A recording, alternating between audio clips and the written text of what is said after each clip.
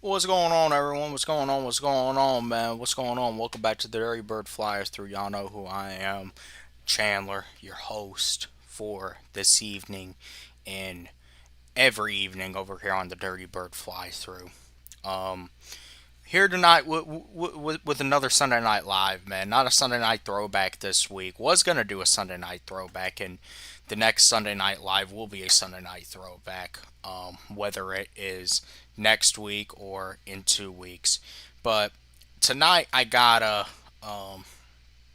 to, tonight I gotta talk about something that is actually very important and was brought to my attention actually very recently with some recent events that have happened. Obviously, last night, man, the New York Knicks, first of all, congratulations to the New York Knicks for winning their first NBA championship in 53 years. Jalen Brunson and all of them, man, getting it done. Um, And I mean, look, say all you want, say all you want about the Knicks, man, but in their championship, they found a way to close out a series, something the Atlanta Falcons don't know anything about. But that kind of leads me actually into what I really want to talk about tonight because this is actually something that was brought to my attention by obviously someone that y'all know, someone who I know, the man that is up there on the screen with me, standing together. Man, I got a lot of respect for that dude. Y'all know I got a lot of respect for OG3 Dirty. And I mean, I just don't call him OG for nothing, man. That guy, gives a lot of guidance, gives a lot of advice. Um, Man, he never, he never tells me what to do, but he certainly does advise me um, to do on what I should do. But we also talk. We have a lot of good conversations, man, and something that I'm gonna give him credit for this, especially when he gets up in here. When that he actually brought up to me is um, and it got kind of got both of us thinking: is the city of Atlanta ready for one of the major teams in this city to win a championship? Um, and obviously, I don't mean, I'm not talking about the teams. Okay, are the Atlanta Falcons ready to win the Super Bowl? Fuck no. This team, I don't think this team's ready to win the Super Bowl. This team ain't even cracked over 500. That's not what I'm talking about. I'm talking about if the Atlanta Falcons ever did win a Super Bowl. Are the fans ready for it in a sense of would the fans even know how to properly react to it? Would the fans know how to take it in the right way? OG, you up here? Yes, sir. I'm here. Hey, What's going on, man? I'm good. I'm good. You know, but All right. hey, look, I'm just gonna ask you the question straight up. Are the Atlanta fans ready for the Falcons to win a Super Bowl? And I'm not even talking about in a sense of, obviously you would all the tears that you would see be shed by, millions of Falcons fans around the world, all the emotion, all the joy. But I'm also talking about a certain um part of this fan base that would almost tarnish the celebration and the prestige almost of the championship for the fans. Do you think that Falcons fans are ready to win a Super Bowl?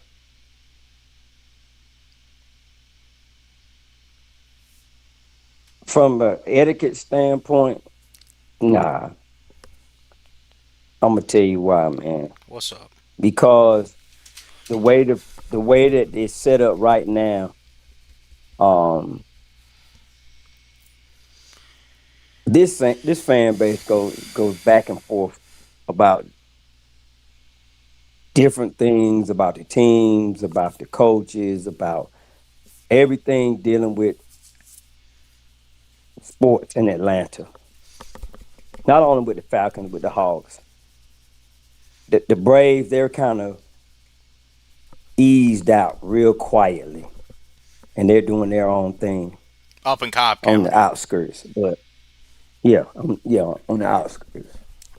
But just like sometimes, man, I was on the trains, and I've been doing it for years, riding the train, and you actually had people on the train that I knew they was in Atlanta. I knew they lived in Atlanta. They would look at us and ask us, "Oh, the Falcons played today. Did they win?" And I used to respond, yeah, they played, man, yeah, we won, or we lost or whatever. But then I just stopped talking to them, man. I just stopped because how you live in a city, man, and you're not even interested in what's going on except when the Falcons are winning or the hype of the city is going on. Then everybody's a fan, and I know it shouldn't make any difference to everybody, but to me, that's the part of the thing that the franchise needs us to be united. And since this content creator thing has really came out and it's really taken off, you got just a whole division of the content creators, and that's a part of the fan base. If you remember when I did the State of the Union, I talked about all of this. I talked about all of this, what's going on now, or just the questions that are being asked, or the things that are being talked about, because I saw it coming. Because I'm a guy on the outside looking in. Even though I'm in the city a lot, I'm in the city as I'm still a visitor, you know, so to speak. So, give an example. And I wasn't there, but when the Braves won the championship, they, from what I get, they just did just enough in Fulton County so that could nobody say nothing. Because I was there, and yes, that I got a video of it actually up on my channel. It was nearly 5 years ago. Man, you can go and look at it. That entire parade was 11 minutes. We've been waiting 25 years to see that moment again. 26 for 11 minutes of a celebration on Peachtree Street. And and actually I'm gonna let you go. Now, I was going to ask, what type of celebration did they do in Cobb County? Oh man. Hey, look, that thing really slowed down once they got into the battery. Really slowed down. Oh, And so Matt, they came through Fulton County like a motorcade. man, they were speeding through Fulton County at 90 miles an hour. Like, nah. Hey, we got to get up here with all these rich and bougie people that we know how they gonna know how to act. Well, it's just the vibe. It was just the vibe, man. But I'll tell you though, They for did real, just enough, like I said, from my understanding. Uh huh. because I was trying to get up there actually to see the Cobb County part of it, which looking back I should have known wasn't possible because they had all the roads blocked off. But the thing was, Hmm. and I was talking to someone who I knew about it a little while later, and she asked me, "Were you at the parade?" I was like, "Yeah, I was on Peachtree Street," and she said, "Oh, we were up there at the Battery," and I'm like, "It seemed real lit up there," and she said, "Oh yeah, it was turned up." I'm like, man, it sped through in 11 minutes down Peachtree Street because they had to get the fuck up to Cobb County because they had to get up there with the people that they knew were not going to embarrass them. Why couldn't they have done? And think about it. It's supposed to be And I don't want to get into, how the Braves really kind of, I really don't want to get into that tonight. But I'm going to just ask the question. It's the Atlanta Braves. That's still their name. Why couldn't they have done the ceremony that they did at Truist Park at Centennial Olympic Park in downtown Atlanta? Well, Chandler, I don't know if you remember, but you remember they were delayed getting to Peachtree. They weren't there on time, and they had the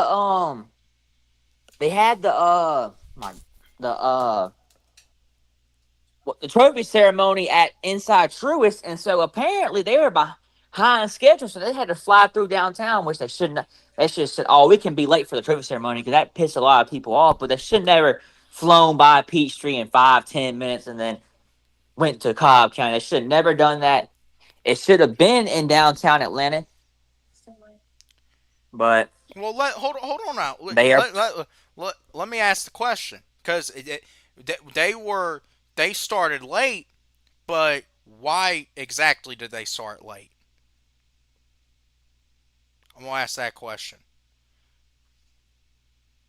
Why exactly? Hey, who's look, man? Who's not to say that they didn't start late on purpose, so that they could have a more valid excuse to speed right through Peachtree Street and get up to Cobb County? Because once again, why couldn't they have had it at Centennial Olympic Park? Why couldn't they have had it somewhere downtown? Yeah. Could have had it at. They could look. And I get it. They chose to have it in the stadium. They chose to have the ceremony in the stadium. I get all that. But the question still remains. But think about where all the watch parties were. Where were all the watch parties Hey, at? that brings me to my next point about it all. When the night the Braves won the World Series, all the videos Where you were they saw, showing it at? okay, last night you saw Knicks fans tearing the streets Four up different areas. You saw in 5 different all areas. 5 boroughs last night, from Brooklyn to Queens to Staten Island to Manhattan To Manhattan. to To Times Square. Times Square, everywhere they were tearing the streets up. Those Knicks fans. When the Braves won the World Series, the only place we even saw that at was the Battery in Cobb County. Everywhere else, yeah, you might have had a little watch parties at a bar, a little bar here and there. You might have had people have watch parties they're not at gonna their show house. 200 people there. They're gonna show where the thousands of people And there was only one place. It was the Battery, Atlanta. And don't give me no damn excuse. It was on a Tuesday night. Man, I don't care. I don't care what was going on. You have an opportunity to clinch the World Series. Man, the entire city You know what they should should have? pause. You know what they should have done? They should have had a watch party at Turner Field. Hey. What they should have done. I'm gonna tell you what's up, fellas. What's up, cowboy? I ain't chilling. I'm gonna tell you exactly what it was, and it's how Three Dirty sounded at the end of what he said, rather at the end of his statement, that Atlanta is really not truly bought into being a champion. They're really not. We're still setting in that hospitality mode. We want to host everybody else's championship team. We want to be that Southern hospitality, city.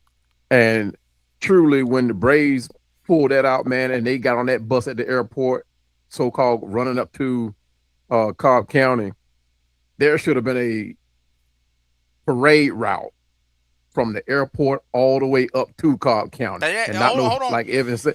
They did not fly like a up to flash Cobb flood. County. That's what They they didn't did. fly up to Cobb County. They speeded up on them buses to Cobb County. Well, that's what I meant. When I say fly, I Yeah, meant he said when they got off the plane and got on the buses. when I meant fly, I mean okay. they You right. as far as Flew in as drove. Yeah. Yeah, when they Yeah. flew in with the trophy. Yeah.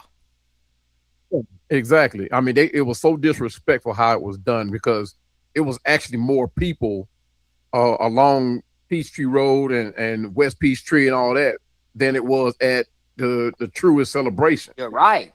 So, And you want to know why it was like that? because people expected that. That's what they expected the parade. The celebration. Because they did the 95 parade the same route through Peachtree. But Yeah, also, you got to think of all the people from Macon to Middle and South Georgia. They weren't going to drive an extra hour to fact, Cobb County. fact. They weren't. Yeah, That's why you had more people in Peachtree and downtown. yeah, yeah. But listen, and I'm not trying to change the subject either, right? But I've been in this other discussion, like almost literally all day, uh, talking to my fellow the guys that I like in my circle, right? And this is one of those shows that we talk about the comfortable and the uncomfortable, right? So what I wanted to do, I wanted to talk about something, or just should I say, shed a light on something that hits a little different for me, right? And it's because I gotten older, and when I have a lot of guys that's of all ages that I come in contact with every day, but most of the guys that hang around me are between late 30s to make probably about 80 years old. So I have, people from all ages pretty much. But I want to shed some light on Alden Smith, and may he rest in peace. But I want to encourage all you guys, man, everybody listening, everybody in the chat, encourage you guys to reach out and talk to somebody when things feel like it's not going quite right. You know, we can go through life and address different situations differently, right? But at some point, you know yourself mentally when you say, okay, something's not feeling right, something is feeling heavy, something is it's a little heavier more than what I can handle. And luckily for me, I'm not facing issues like that. But lucky for me, if I did, I do have guys I can call on, or people who call on just to check up on me that I know I can reach out to and say, hey man, I can talk about things, talking to about situations that I'm going through. All right, they may not have the answer, right? But sometimes just listening, I'm not listening, just talking to somebody relieves a lot of that heaviness, a lot of that pressure, right? And who knows, somebody may have an answer for you. And this goes to show you too that these athletes that we talk about every day, that we glaze every day, that we put on a pedestal, these people are humans too. So, no matter if you're a celebrity, you're a football player, an athlete, or just a regular Joe off the street, man, things can get heavy for you. So when you get like that, man, look, I don't care who you go talk to. Talk to a friend, a therapist, a teammate, a pastor, a co-worker, Shit, anybody you can talk to, feel comfortable talking close to. your eyes, Yeah, bow I your mean, head, and start praying. there you go, there you go. And and people find avenues of venting, and sometimes people just want to talk. All right, so like for me, man, I have a pastor I can talk, or not pastor, but I have an elder I can talk to. I have a barber I can talk to. I have other content creators that I can reach out to. So if I have something heavy on me, man, I reach out and I talk to somebody. I'm not me myself. I don't look for answers. I know when to look for answers, but just to talk about it and get it off your chest. But don't let it get so heavy. And I'm not saying Alden Smith took his own life, right?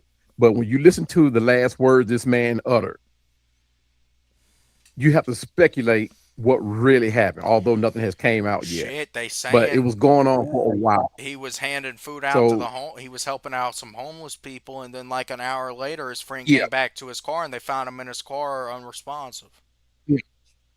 yeah, and I'm speculating that things were happening before that, right? Things that he was not reaching out and looking for help on or letting people know what was going on.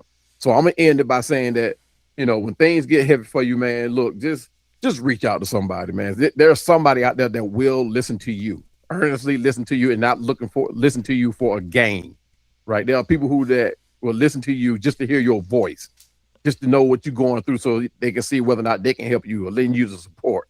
I mean, sometimes that's all the piece you need. So, man, I just wanted to say that, man. I didn't want to take that long, but I felt like you know more than just like us on this panel can hear this, and because I mean, like now I got a voice now.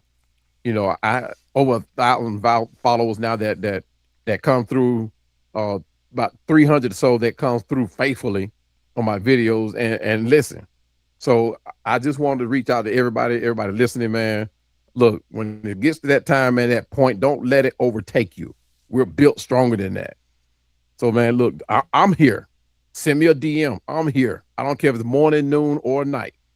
I'm always up, pretty much. But I'm always up. Reach out. I get all my messages. Don't let it get heavy. Do not let it get heavy. My bad, man. Hey, man. No, I mean, Yeah, hey, Hey, so I'm gonna piggyback off of well, that, that's a man. message some Let me people need to piggyback hear. off of that. Shout out to Maggie T Productions LLC, man. We, me and Cowboy, we was on that panel, man, when we was talking about the men being transparent and not being ashamed of um, being vulnerable, right, like Cowboy was just talking about. Just reaching out to people and just clearing the air. right, Not carrying too much weight. right. You know, So, shout out to her, man. And we did that show, man. And, and I'm not trying to be ugly or nothing like that, but I got poked at about that. Mm-hmm. I got made fun of, but you know what though? I'm comfortable in my masculinity, There you and go. I'm also very confident in being transparent. Right, You know what I'm saying? right, Because I'm not I refuse to let things weigh me down. And I'm not saying that I'm weight free, right. but if I can shake it off and speak on it, or if I got to write in the chat, write a whole paragraph to get the weight off me, that's what I'm gonna do. Facts. Facts. So if the one that was commenting on me, if you listen, that's why I do what I do. Yeah, That's exactly. what I. That's why I do what I do. So that once I done put everything out there, and this is how people should do it. Once you put everything out there on the table, then your reaction is going to be different when you confront it. Right. Trust me. Facts. Facts. That's just like a pressure cooker. Yeah. A pressure cooker hold the pressure, Mm-hmm. and Yep. then you release it at the wrong time. You're gonna get a surprise, an unpleasant surprise. Very much So so. so we don't need to be. Don't be a pressure cooker. Yeah. And let me tell you, the ones that went after 330 or after that show, I will tell you right here, right now, masculinity ain't got nothing to do to it because I open up and I can show you how much of a man I am. And I don't do that. I ain't I'm want to say that, bro, but look, yeah. but you don't have to say it. I say it. You know what I mean? All threats and working your dick suckers, I could care less about all that. You know what I mean? But my thing Right. is, man, everybody goes through something.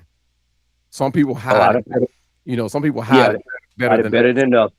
So, and trust me, a couple of the ones that you that came at one that came at you, I know what he's going through, but I'm not gonna put it on blast like that. No, don't do that. That's not what I do. So, but my thing is, and I hope he's listening because my DMs stay open. I give him my address if you want it. But my thing is, it's not about being masculine. It's not about how bad you think you are.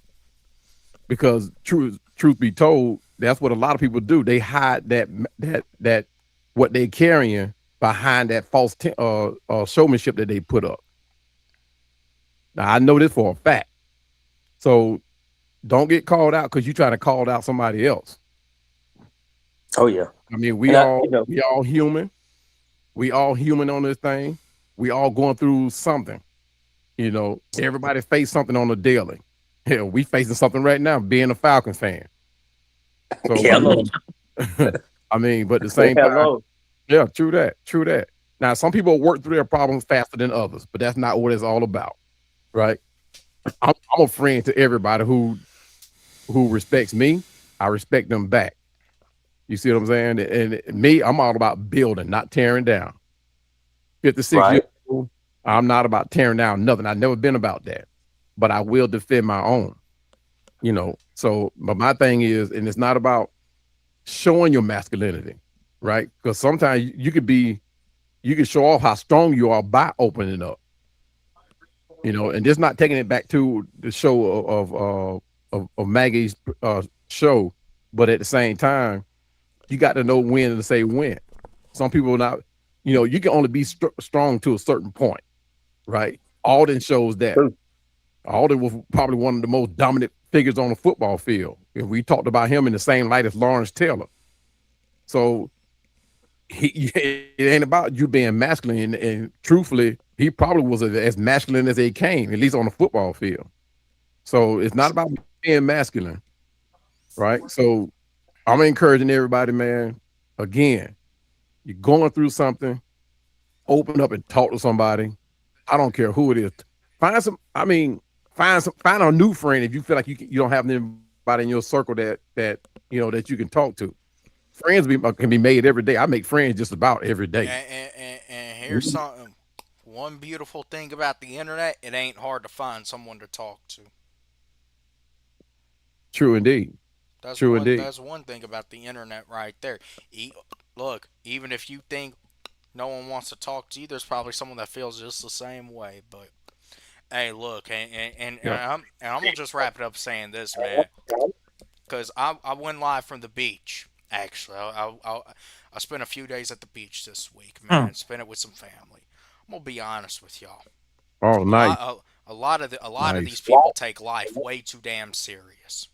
They take it Yeah, for way too sure. serious.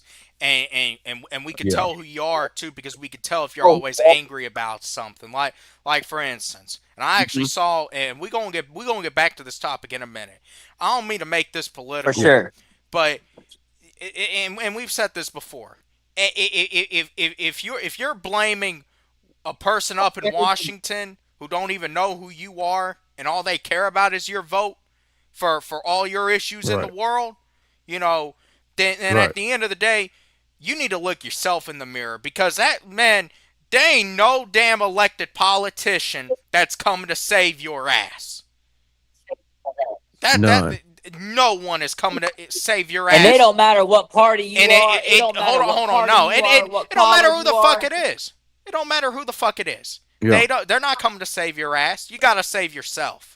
Not That's at why, all. man. You Hey, got to save yourself. check this out, man. My dad, you know, he's been through it in life. You know, he's made his mistakes, but he's finally getting right. He's 61 years old, Hmm. man. You know, he loves the beach. Loves the beach, man. Better late than never. And hey, Yeah. loves the beach. And shoot, man. I really hope for him, man. He gets in a good enough spot where in a couple years he can actually just move down there because he loves the beach. But it's like I'm saying, sometimes you just gotta take a few days off of here. And some of y'all just live on this damn internet and y'all stay miserable. Sometimes y'all look, man, a lot of y'all that are miserable and we can tell you're miserable and you got a lot of pitted up hate and you try to deny it. A lot of y'all that got bitch Right. attitudes, it's because Right. y'all are blaming people who you know don't give a damn about it either way. And they ain't coming to Right. help you. Right. They ain't coming to fix it for you. So why do you care? Yep. True that. But What's let's going on, Georgia, Texas, boy? let's get back to And that's what's the going same on. way. And that's the same way with the fan Yeah, base. hold on. Yeah, and let's get the back to this though. What's going on, Georgia, Texas boy? Yeah, See but this I'm saying that's comment. the same way Let with me the echo fan Of off. base. course. Let me echo off Chandler one more. Let Be him come in, Chandler. yeah. Me Come on, echo one Evan. thing. Let me echo one Yeah. thing off Chandler. Hmm. He was saying, "Don't be." I was hearing it from him. Don't be a blame guy. Yeah. That's the first sign of a loser mentality is when you blame someone else for your life's mistakes or what Facts. you do or why your life's so miserable. Don't be a blame guy. Right. Don't be a blame guy, Right. That's man. true. Take There it is. accountability. But And there's that's a why I lot of people shouted out in out. this world who want to take blame on somebody else for their own actions. Right. Well, he's got a better job than me because I didn't get this or whatever. Nah, he worked hard in your ass. Why he got a better job than you? Right. Man, Right. I've seen people that had lower paying jobs, had a house, car, raised kids. You Facts. know, well, of course I'm a '60s baby, but I seen guys that used to work for the city. You know, and back in them days, man, you know, that wasn't a highly touted job, but they had the house, they had the wife and the kids. Sometimes the wife didn't work. That man went out there and grind and did all of that, had a car, you know. They didn't live high on the hog, Right. but they were living good. They were living the American dream. Hmm. Yep. So Sometimes it's not what you have, it's what you do with what Hold, you got. hold on. Did we? Bingo. Ding ding ding ding ding ding ding ding ding ding We've ding been ding having ding this ding. conversation for like what the past the last 15 minutes we've been having this conversation. Did we just in like 15 minutes dissect the problem with the Atlanta Falcons fan base and Yes, why we absolutely did. Yeah, and yeah, why the because it all comes together. A lot of these people aren't happy, and a Yeah. lot of these people, be honest with you, they thrive off misery. And the Falcons, look, the Falcons are misery. At the end of the day, they're misery. It's all about how you control the misery Yeah. that comes along with it. So, but Yeah. all this that we talk about, the fans are acting, and they wouldn't know how to act. They'd be out there, shooting up the city if we won the championship, killing people, Yeah. take advantage of the situation. That's what Come, hey, arguing at the parade, still arguing about things, arguing about this and that, arguing about well the team still didn't do this and that, man. They didn't do this and that. Those are all the problems, and it all goes back to people aren't happy with themselves, and they aren't content. But let's get to I want to read off this one comment, Come on. Belo's World said New York is a Democratic state, Georgia is a Republican state, so that's why they structured it that way. And let me go ahead and say this is another thing. No, Politics don't matter with this. Politics don't matter in how you need to be conducting a damn we're parade. talking about fan bases Hello, we're man. talking about fan bases. We're not talking about politics. Well, exactly. Shit. Well, no, they were Like, talking about yo, earlier when we were talking about how the Braves did their parade versus how the Knicks are doing theirs. Man, that's not politics. that don't matter. It don't matter. Look, at the end of the New day, York we're is going straight through. New straight York's through. going straight through the middle part of the city, They're and doing they the have it tight, celebration bro. at City They can Hall. have as many people as they can. Yeah. Yeah. Nah, and it has nothing to do with politics or how the city. Nah. No, God, not at all. but see, nothing to they're do with that. celebrating together. Yeah. Correct, Dirty. You are correct. I told Chandler last night when they won. That's the most the city has been united since probably. I don't want to say it on here, but someone can probably say it for me. Probably since after 9/11.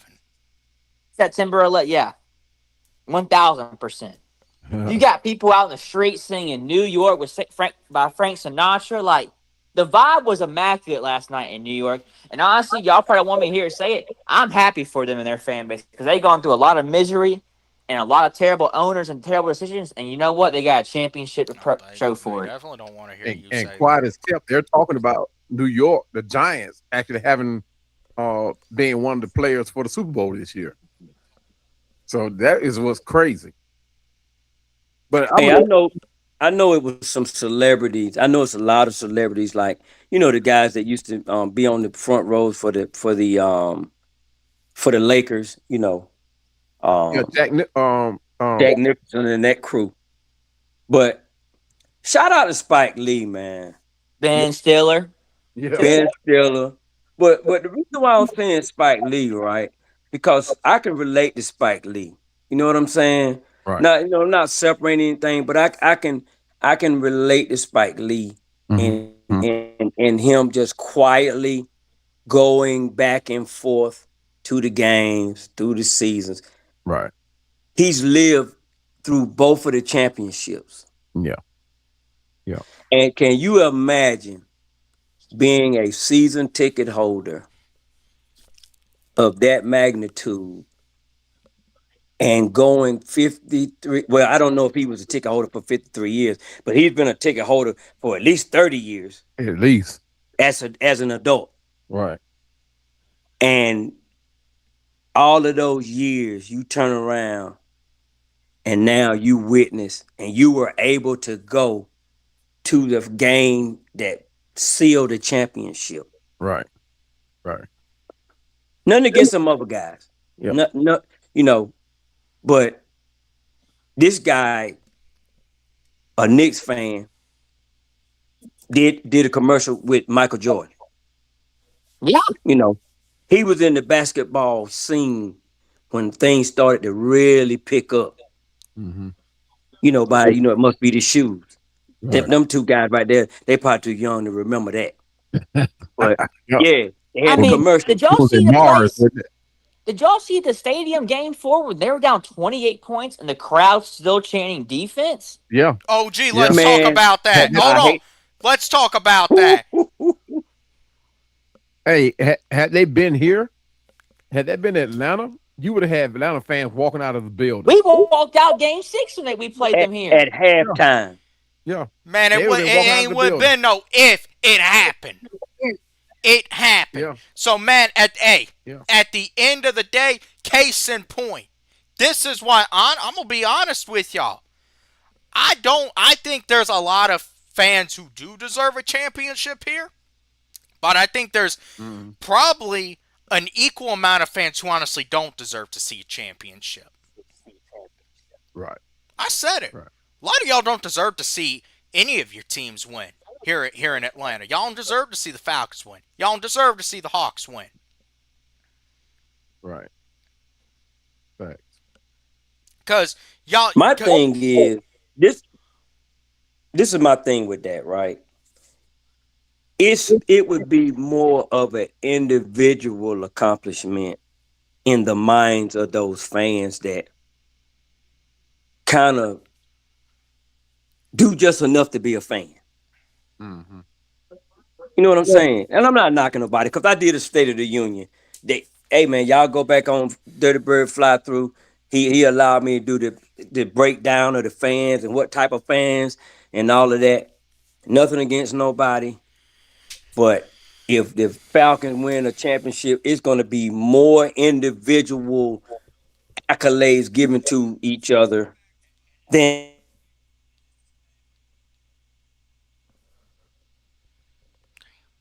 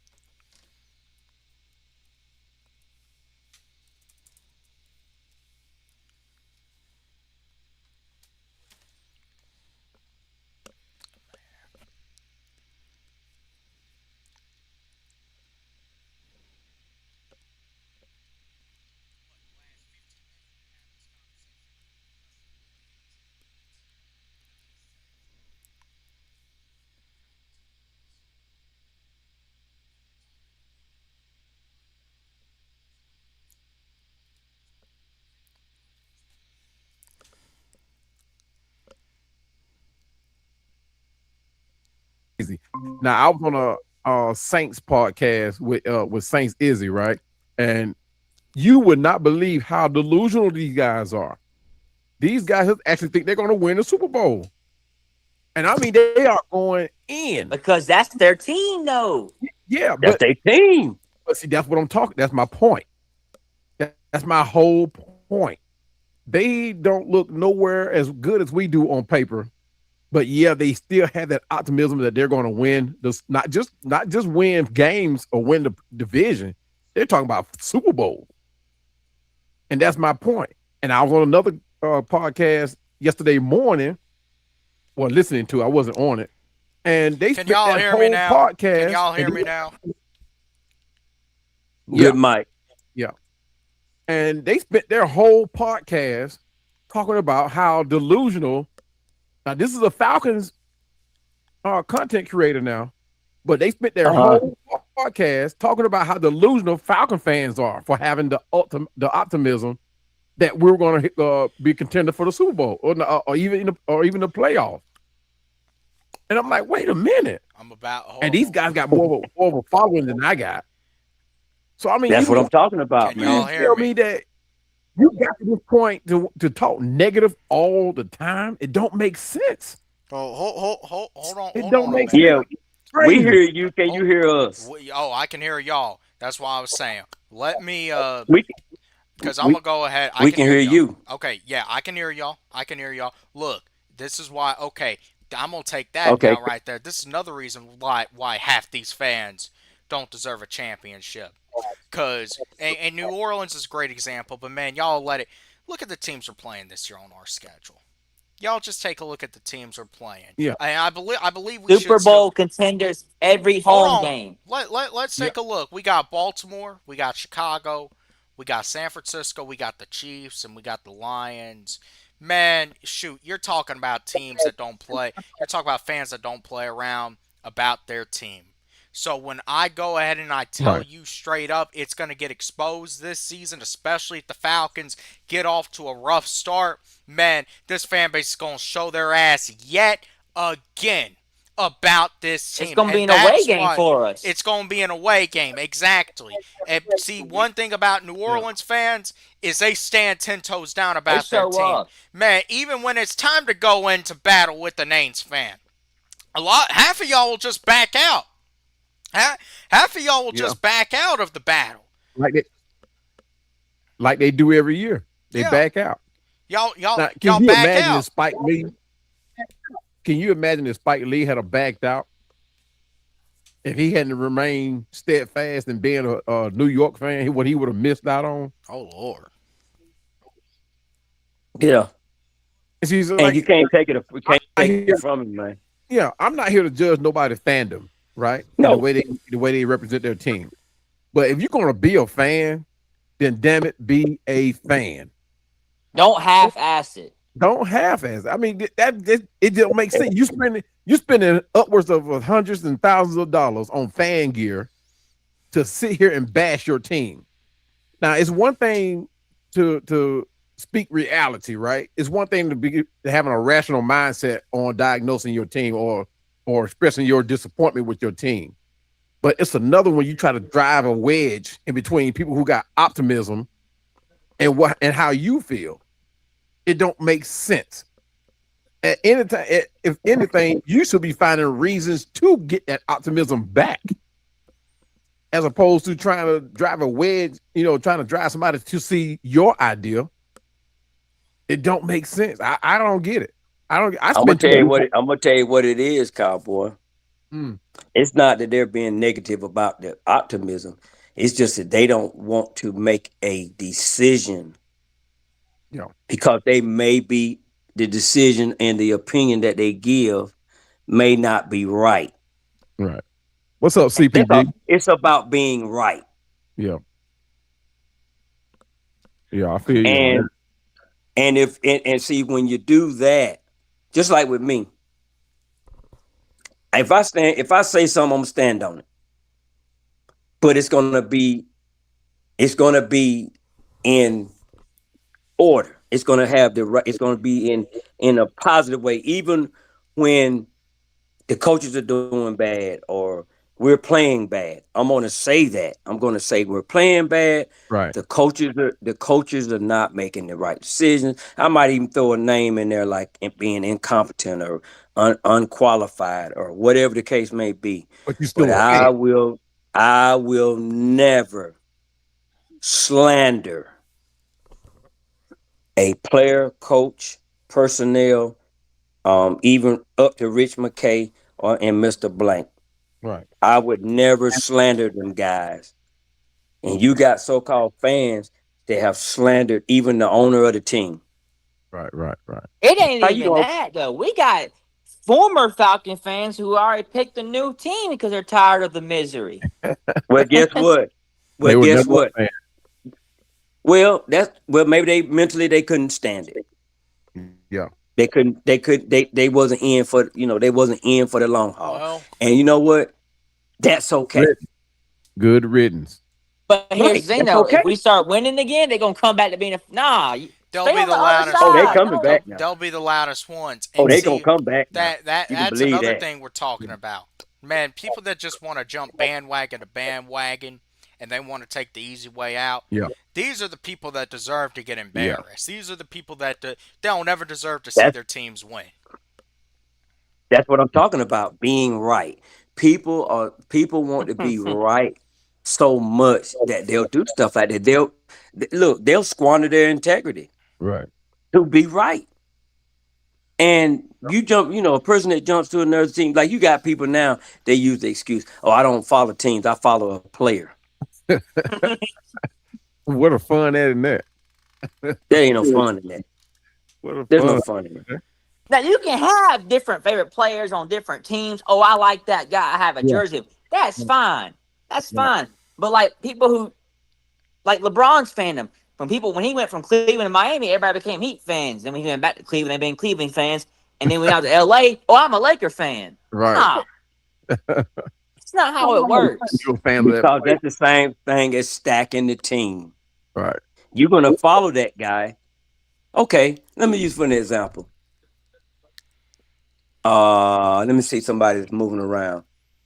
Let's use Kirk Cousins for an example, or Right. Flacco. Who following them guys? Right. Because those guys are not, other than when he was in Baltimore. These guys are not going to get you no Super Bowls, obviously. Right. So nobody's following them. They're following the players that are going to the teams that are going to possibly be stacked. Right. Like Just the like if B. Saquon, the John left. Saquon. Oh, I was Yeah, a Giants fan with exactly. Saquon. Oh, now I'm an Eagles fan. Right. They're in the same Because division. like a lot of people followed Brady because they knew when Brady left the Patriots, Mm-hmm. they kind of followed him. I'm gonna put it like that. The people that wanted to, that was on the outside looking in, they went to Tampa Bay. Right. Oh, I followed Tom Brady anyway. Okay, right, all right. But Same you with got Peyton speak Manning. super. Yeah, yeah, yeah. When he went from Denver to the Colts, And Right. see, because you knew here, you knew Peyton Manning was gonna probably get them a Super Bowl, but which he did. here's something about that though, and I'm going to just say, and a lot of and that is a culture in a lot of places, and I understand that. But see, here in Atlanta, we don't take any damn pride in our teams. We let people come over here and run over our teams because we're Right. scared. We're scared of what We the care about who's going to the game. We care about who's going to the game and putting on a show than watching our team play. Yeah, That's not how it should be. exactly. But here's the thing: we're more worried about if we do go up there and we confront a fan and we tell them straight up, "You're not coming in here disrespecting us." We're more worried about the consequences than actually just standing on our ground and telling them straight up, "You're not coming in our house and doing that shit." Man, Right. look. At the end of the day, go into Philadelphia and say that you were an Eagles fan, but now you're a Cowboys fan. See what's gonna happen to you. Right. Or say you're a Yeah. Rams fan. See what's going or a 49ers fan. See what's gonna happen to you.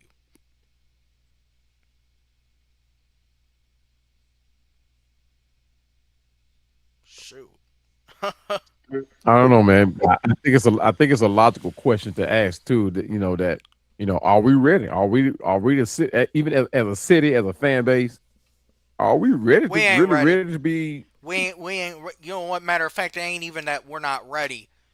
Overall, Right. as I said, there's a large chunk of it. Overall, I don't even know if we deserve it. I'll go ahead and say that. I don't know if we even Now, deserve it. as a franchise, As a as a fr- franchise, I say yes. as Yeah, a yeah, franchise, we deserve it. it. As a Yeah. fan base, I don't know Yeah. if we I don't know if Yeah. we even deserve it. It'd be suspect. because y'all Definitely know be Yeah, the it's suspect. kind of. y'all know this. Go ahead, And Eddie. y'all seen this for a long time, but and y'all seen how things were back in the day. Y'all see how things are present day. And I'm gonna go ahead. You see how things have changed and how a lot of people now have a lot of the things we were describing earlier, a lot of the problems. And I just put it Right. blunt. They got bitch energy. They got a bitch attitude. Right. Yeah. We don't support each other. We don't support the different levels of the fan base. Right. You know, like I said on the State of the Union, man, or the fan situation. They're different levels. It's just what it is. Right. But we have to support each other. Man, you got to support the tailgaters. You got to be when you Even go back in to the a day when they game. had the ticket You scalpers, go huh? to a game and you're sitting in a section with a different opposing team's fan base, and you got some Falcons fans here. You got, I got your back. This Right. is our home. I got your back. Shoot, I saw one year, man. Uh, I didn't have nothing to do with it, but the Saints fan, they were talking junk, and I was like, "Damn, I hope we don't get to fighting up in here." Even though they wasn't talking to me, but I was like, if they started swinging on Falcon fans, we gonna have to do what we got to do. Right. Well, Right. Because I've seen videos where guys got beat up in the Georgia Dome, and none of the Falcon fans that were standing there, they didn't even look. If you ain't gonna help fight, at least grab somebody or yeah, something. hey, You just let them shoot, get a mud Don't be the hole guy stomped in. recording. I always say that. look, Don't be the guy in the back recording. grab your own people. Even just shoot. Try to break. Yeah. Try to get to them. Try to do something. And Yeah. I can Shoot.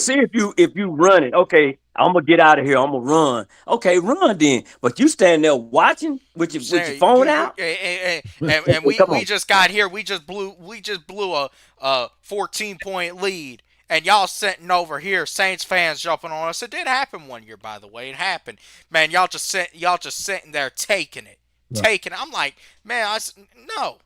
Do something. Either get out of there, or try to pull someone back, or shoot, bust right? one of them in the head. Do something. God damn. Hey, but here's a thought. Here's a thought. Why fight? Right. That's true too. Yo, man, pull your Falcon fan back, and man, let's get out of here, man. Yeah. You know, But don't let him get beat down, and you taping it. and you taping it. Nah, nah, nah. Mm-mm. Up towards the Texas boy in the building. What's happening, In bro? the building. What's happening with everybody? What going on with everybody? Good The new shit. era Chilling, is What's chilling. up, here. Yes, man? indeed. We in here stepping on some toes tonight, man.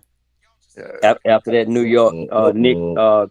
championship after 53 years, In which they they step just on Man, some people in toes. the chat, they deserve that championship 100%. Yeah. That but fan base you has also been got to through the realize, bottom. They've been through the bottom. They deserve it. I'm glad they're celebrating. Good thing the city didn't burn down last night, but they deserve it. And I hope when we win one, if we do, which I hope we probably will, I hope we celebrate just like that. I hope we Yeah. do, and I hope. Look, man. Except burning, don't burn things down, don't loot things, but everybody in the street with their Falcons flags, yeah. Well, I'm gonna be honest with y'all. Even though you don't go looting, don't burn things down. But shoot, hey, as long as y'all no one breaks out a gun and starts shooting some bullets off, hey, shoot, we ain't gonna hold it Right. past again. We ain't gonna hold it against you. Got a little too tipsy and did some stupid shit. I mean, hey, that's a once in a lifetime moment. I don't even really hold that against them. I mean, shoot, Right. just don't start firing bullets, man. But man, these people, they'll get up there in the streets. They'll just be arguing with each other. I Because already it's gonna be an individual accolade. Yeah. I already see it. I already Yeah, see we it. told y'all man, I've been doing this, I've been doing that. Be like, man, where you been at? I know what I've been doing, but it ain't about me. Hey, Chet, It's look. about Hey, check this out. If the Falcons win a Super Bowl, man, they gonna do the same thing the Braves did. They gonna speed down Peachtree Street. They might do a little stop at the bends, but they gonna have their real ceremony. You know what? They gonna have the real ceremony up at Flowery Branch.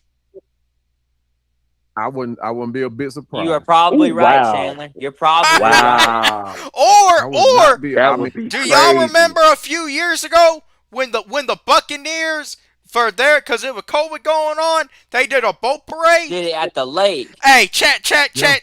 check this out. Y'all know where I'm going with this. The Atlanta Falcons Super Bowl parade at Lake Lanier. If they did it there, Ah man, hey, just you, hey, you better clear them spirits the night before from that lake. That's all I'm gonna say. That's it. All right. We have some bodies up there at Lake Lanier. Shoot, hey, Yeah, man. I knew it was over for the Spurs, man. When they let the Knicks come back from 30, it didn't Oh matter yeah, what they they did. sucked the soul out of them. Yeah, for sure. Oh yeah. Yeah, I knew it was over. They started bodying them. And I'm like, wait a minute. But I don't know who put that in the comment about the. Uh, of course, you went half political and half theory on it about the Well, 13. they The need to hit the 13. link and explain that. I would be interested to Well, if hear that's the that case, that point of view. Yeah, you saw that, huh? well, Yeah. if that's the case, then Georgia got to one because we is the out of the original 13, we are the fourth state. So if that's the case, Philly, Philly done won one in the last 4 years. Pennsylvania, the New York Knicks just won one. So you saying Boston done won one in the last 4 years. so Why you saying why can't it be Georgia? that's what I was about to ask you. So you all saying we right. next? So the Braves are gonna win the World Series this year. That's what's gonna happen. No, it gotta be the Falcons. Why can't it be both? Who? Hey, I'm with you on that. I said we were gonna dude, we win. just want to see another championship. It don't matter if it's Braves, Falcons, Hawks. We just want to Man, see another they one. gonna hey Hey, the look. I need them Falcons to win one. Oh, I need it too. I need For to see real it though. too. And hey, look, wherever they have the parade, I'm gonna be at. I don't care wherever they have the parade at. You know, but I'm telling y'all right now, don't be surprised if they, a lot of these fans, they try to disgrace it. yeah, yeah. They try to disgrace it. But we just look, man. We just talking right now, cause shoot, man.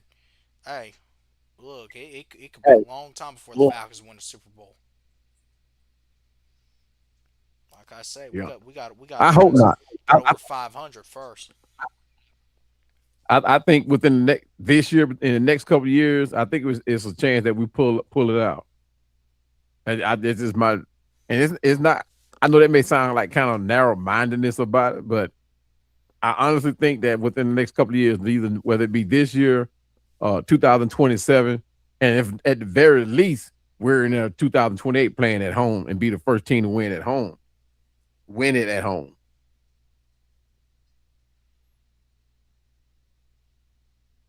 I thought Tampa Bay won it at home. They did, Did they? yeah. Oh well, my bad there on that one. But that was There COVID goes my slash. It wasn't theory. really a full stadium, to be fair. Say it one more time. It was They said it was actually in during COVID. COVID, so the stadium went all the way full. Oh,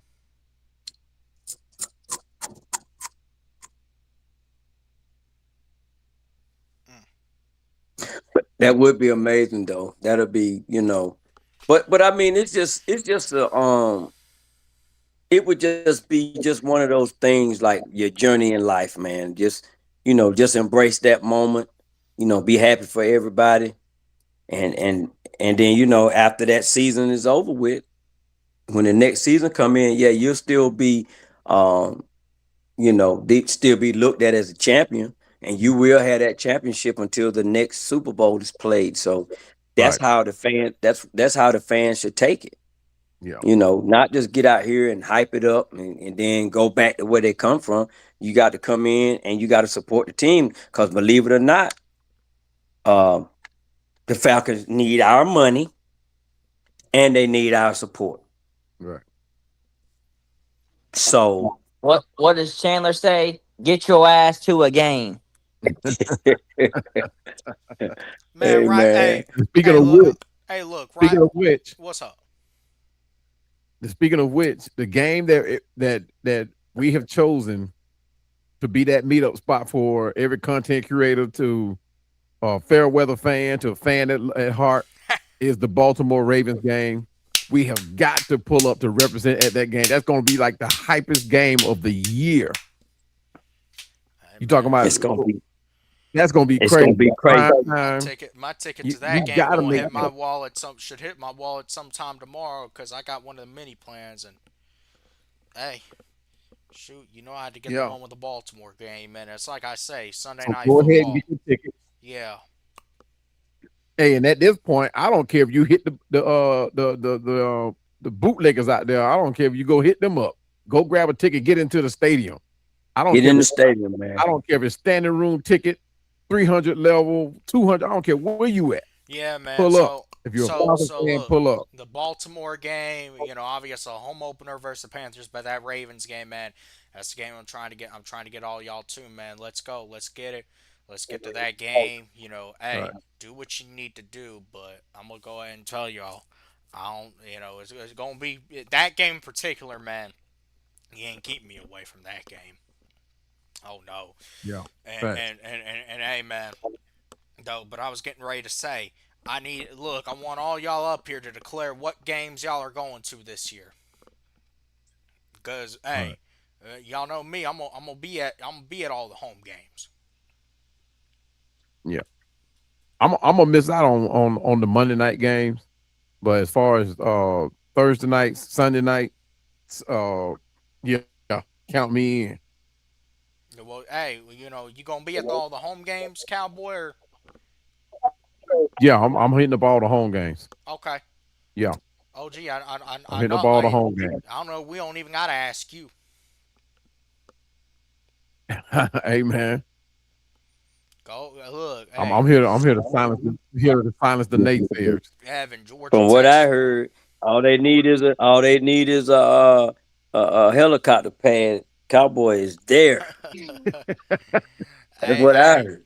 hey, man, y'all saw Big Low. He was live the other night from his penthouse over on West Paces Ferry. Right, right. So I don't know about all that with no helicopter. Man. I think I borrowed that thing from Big Low. You know, he built a second helicopter pad out there, so he's still out there trying to get all that wood Man, did cleaned y'all up. see him? Hey, how the hell did he get into minicamp? Cowboy, you should know. He You, knows hey, somebody who knows somebody. no, okay, no, You and got you to know probably know somebody. that. You probably know that same person. You were No, no, there. You sir. were there in secrecy, Cowboy. Hey, Tell us how to Mike, get into minicamp. no, I don't know it, bro. I don't know it. Big Low got that front door service. I wish I had that type of hookup, man. No, I wouldn't miss Wasn't it Big Low and Uncle Steve? No, it Uncle was Big Steve, Low and Coach Roney, right? Coach Roney. Yeah, yeah, Wow. Yeah, but, hey man. Sometimes you don't, sometimes you can't know what they know. right. But what we do know is that they were there and we couldn't go. We couldn't go. Yeah, It's man. okay though, but we're gonna get to see the games. We're gonna get to see the preseason games. We're Yeah. gonna see at the very least see all the homecoming games. I want to hit that New Orleans game uh in New Orleans, and I want to hit at least one of the Carolina games, away games. So, but I don't know, man. It's real suspect right now. But I know I will be at the home games though. Okay. Yeah, just look for the red cowboy hat. I'm wearing it to every last one of them. I don't wear it to nothing else but an Atlanta Falcons event. Hey, And I'm talking about a real cowboy hat, not one of those ones that they got mocked up right now with the Falcon logo on top. But this is a real $300 cowboy hat, Risto cowboy hat. I bought a kind of a it's not a cowboy hat, but I was in San Diego and they had painted the Falcon emblem on it and I bought it to just because it was different.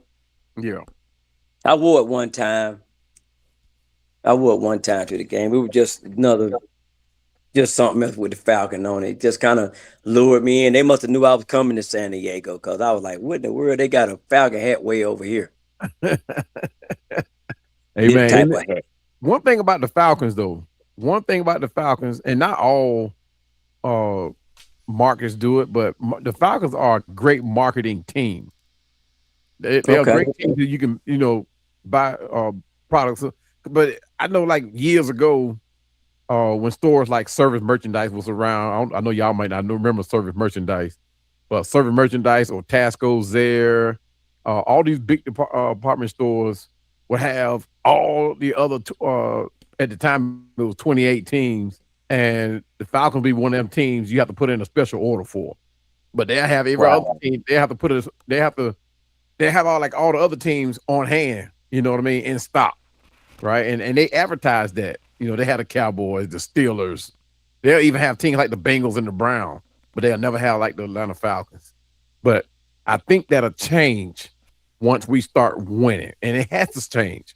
It's time for this. It's time for like the whole culture surrounding Atlanta being a losing team, and it's all centered around that Super Bowl. Once we win that Super Bowl, all talk change about Atlanta. Even the Saints have to shut their mouth because that's really the only thing they got up on us is that Katrina Bowl ring. I mean, uh, I still say it's a Katrina Bowl, even though they got that ring for 4 years after that, 4 or 5 years after the Katrina. But I still Yeah. say that's what it was. So because there was They, nothing special about that Saints team that made them win that Super Bowl. So it clearly was a given. they funnel that money to that city to help them Yeah, out. yeah. And even now they still reaping rewards from that Hurricane Katrina. Now, granted, there's still a lot of families that are still displaced from that. So a lot of them was, excuse me, a lot of them are staying right here in Douglasville with me. So shout out to them that still remaining strong. You know what I mean? Because it did affect a lot of families. I mean, a whole lot. Because I think the population almost doubled or even tripled out here in Douglasville when that happened. Man, So hey, you look, know, I can and they tell you haven't went right back now, yet. So they all over the South Side too. I can go ahead and tell yeah, y'all. yeah, yeah. I hate they went through that, but yeah, that Super Bowl was a gimme though. Yeah, man. But see, here's the thing though about Saints fans, and they got their issues too. But you don't see this tribalism like you do with Falcons fans. One thing about Hmm. Saints fans, and maybe there haven't been as many that went out to the Superdome. We've seen. I mean, look, we've seen the Falcons fans take over the stadium, but you know, Saints fans Right. still, in large part, will stand down for that team. I mean, that is a football state, and they still stand down, 10 toes down for that team. But over Right. here, man, you got a lot of people. They're scared to even admit they're Falcons fans. Let me give you an example. What's the quarterback they got name over there? What's that guy's name now? Stroud, not Stroud. What's the quarterback that ended the season for pretty good for the Saints? What's his name But he was a quarterback. Shug. for the Saints? Yeah. Sh- Okay. Oh, shock. Listen to how they. Okay. Listen to how they talking about him. Yeah, yeah, There's no quarterback controversy. yeah. They're not even talking about it. They're not really beating up on Kamara, Mm. even though Kamara went through what he went through. And he's what Uh, they actually think he's still a good running back. right. Okay. Because they know the New Orleans, they're not gonna allow that. Right. They're gonna give some pushback Yeah. from the content creators and the fans and the local media, whatever. They're not gonna allow that. But look at what and we kind of feed into it too. And we know that there's a quarterback controversy or whatever. But every little thing that's said, we put it on the air. Yeah. You know, we're discussing if Tua gonna start, if Penix gonna start, Right. and then if you say Penix, man, Penix might start. Yeah. Then instead of the conversation saying, well, why do you think Penix might start? Right. Oh, you just don't like Tua, or you just don't like, or if you say Tua don't gonna start, oh well, you just don't like Tua. Yeah, we turned out to a full on out debate. Right. So that's why I keep saying it's all about being right. It's all about being opposite. Right. You know. I'm gonna share a secret with y'all, man. I was never a big Matt Ryan's fan. Hmm. No, for some reason I just wasn't, and that doesn't mean that I'm still on Michael Vick. Right. Right. Right. I mean, I was excited. I like what Michael Vick did for the franchise and for the NFL as Mm. a and I could put my chest out because that made the Falcons relevant. But Right. what I didn't like was that when I'm on the train or I'm in Atlanta, the fans didn't really care if we won or lost. They Right. just wanted to see that one ESPN play from Michael Vick. Hmm. That was the conversation. Yeah. Da na na da na na. That's all Right. they wanted. Man, did you see that play? Did you see Michael Vick ran between them two players? And man, that dude, well, he sailed like Superman, and and I'm like, man, but we ain't winning no games. Right. We Right. not winning no game, and I'm not saying that that everybody should feel that way, but maybe I was feeling that way because of the effort that I individually was putting into the team. Right. Right. You know, it's just like anything you put in. Like if you put in overtime on your job, man, you want to see that increase. Hmm. And you'll kind of just get discouraged about doing overtime if that check don't look right. Oh, that's for sure.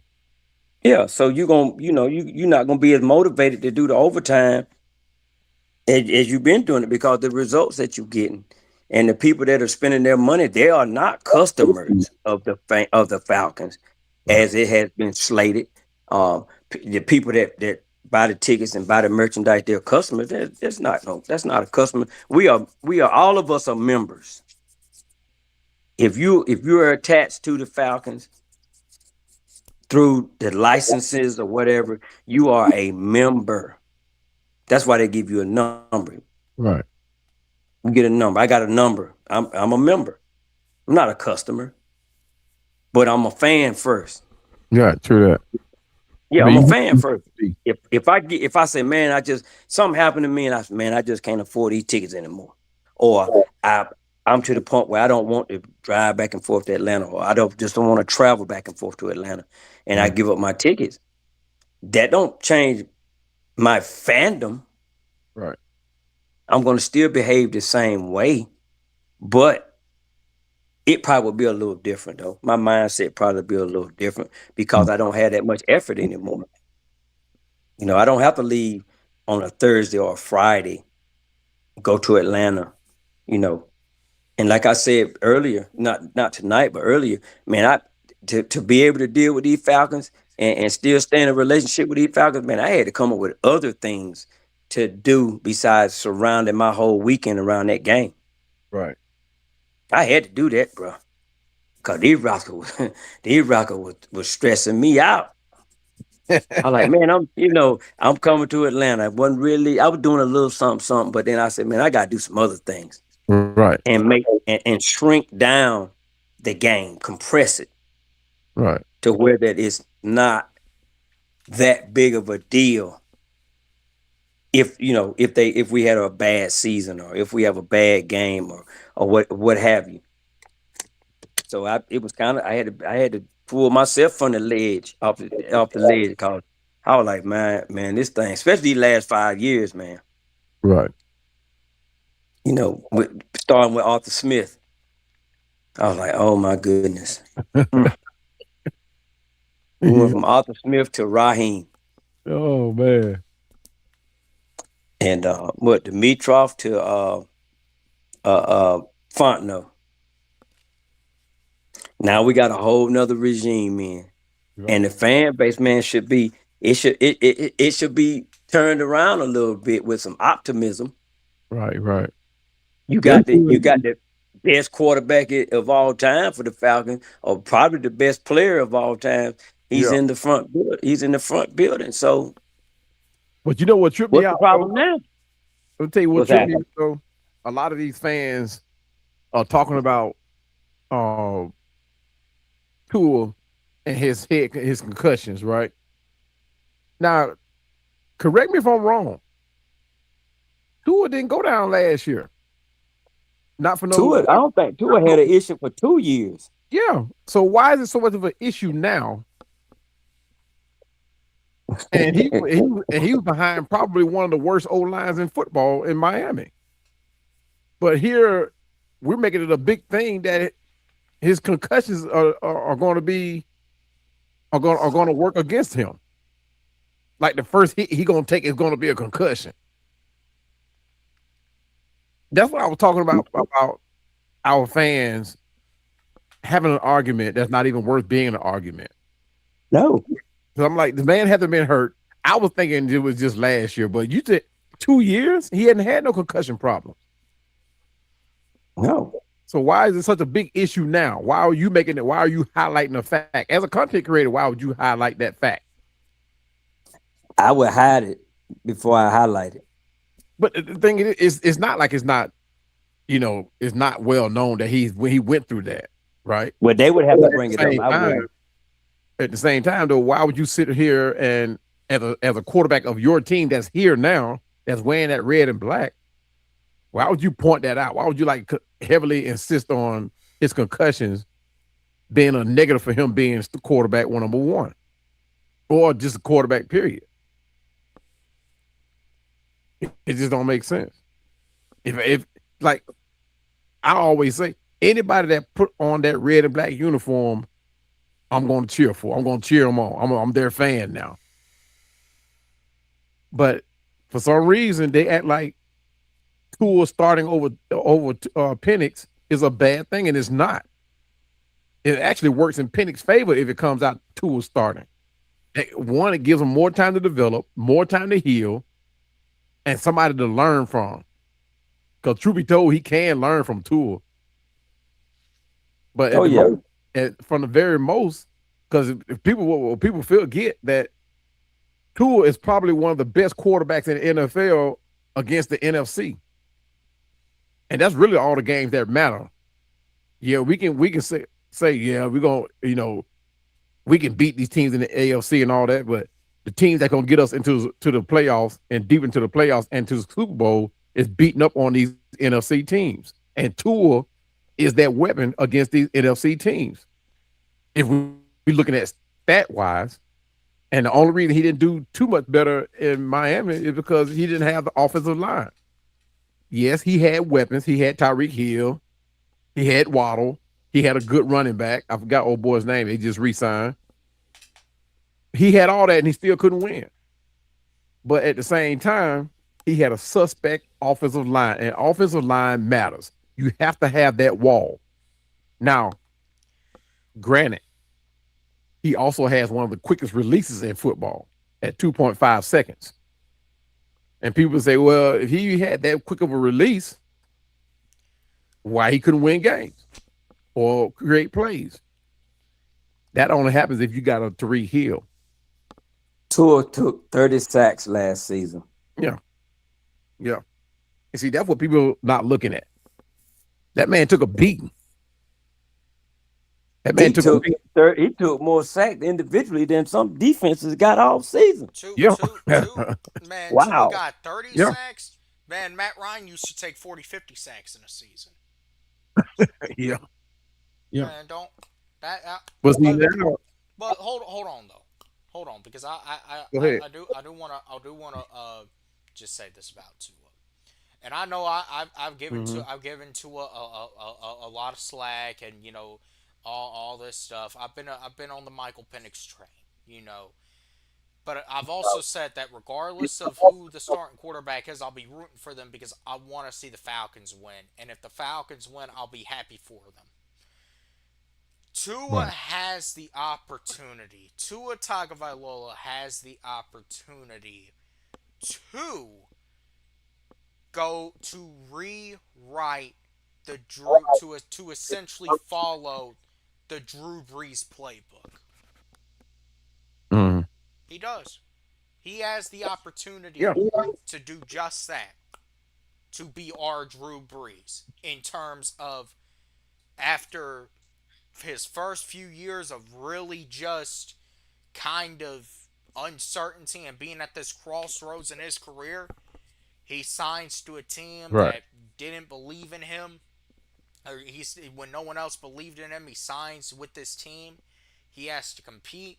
You know, he wins the job, and he ends up he ends up finally making something out of himself there. Right. That could very well be Tua. It could end Yeah. up it could And, end up and, being and let's Tua. not forget, But go ahead. but let's not forget, he had a head coach that was not willing to let go of that playbook. Yeah.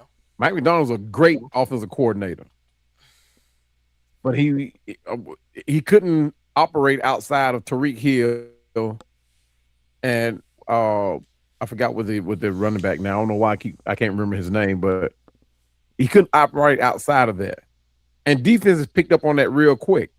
And that's what we don't want to fall into with this Tommy Reese thing.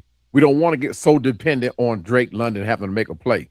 We don't want to get so dependent on Bijan Robinson having to make the play.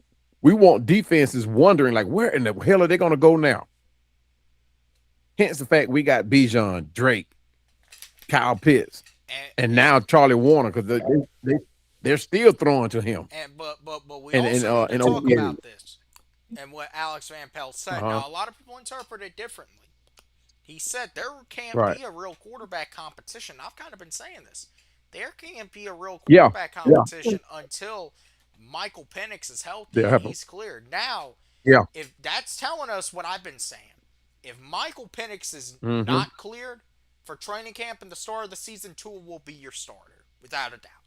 If he Yeah. is cleared That's what. in time for training camp, though, Tua is going to have a very tough battle Yeah. because Yes, I agree. Michael Penix is also on a redemption story, Yeah. and Yeah. and I and, agree. and that's look, man, that's just what it is. I mean, shoot, you're talking about all these things happening, but man, and you're talking about them weapons. Y'all saw what Bigelow was talking about Zachariah Branch. Man, Yeah. this dude Yeah. said Zachariah Branch is special, Yeah. and I believe him. I think the fact Yeah. that we And got look. this guy in the third round, I think he's going to end up being the steal of the draft. Yeah. And look.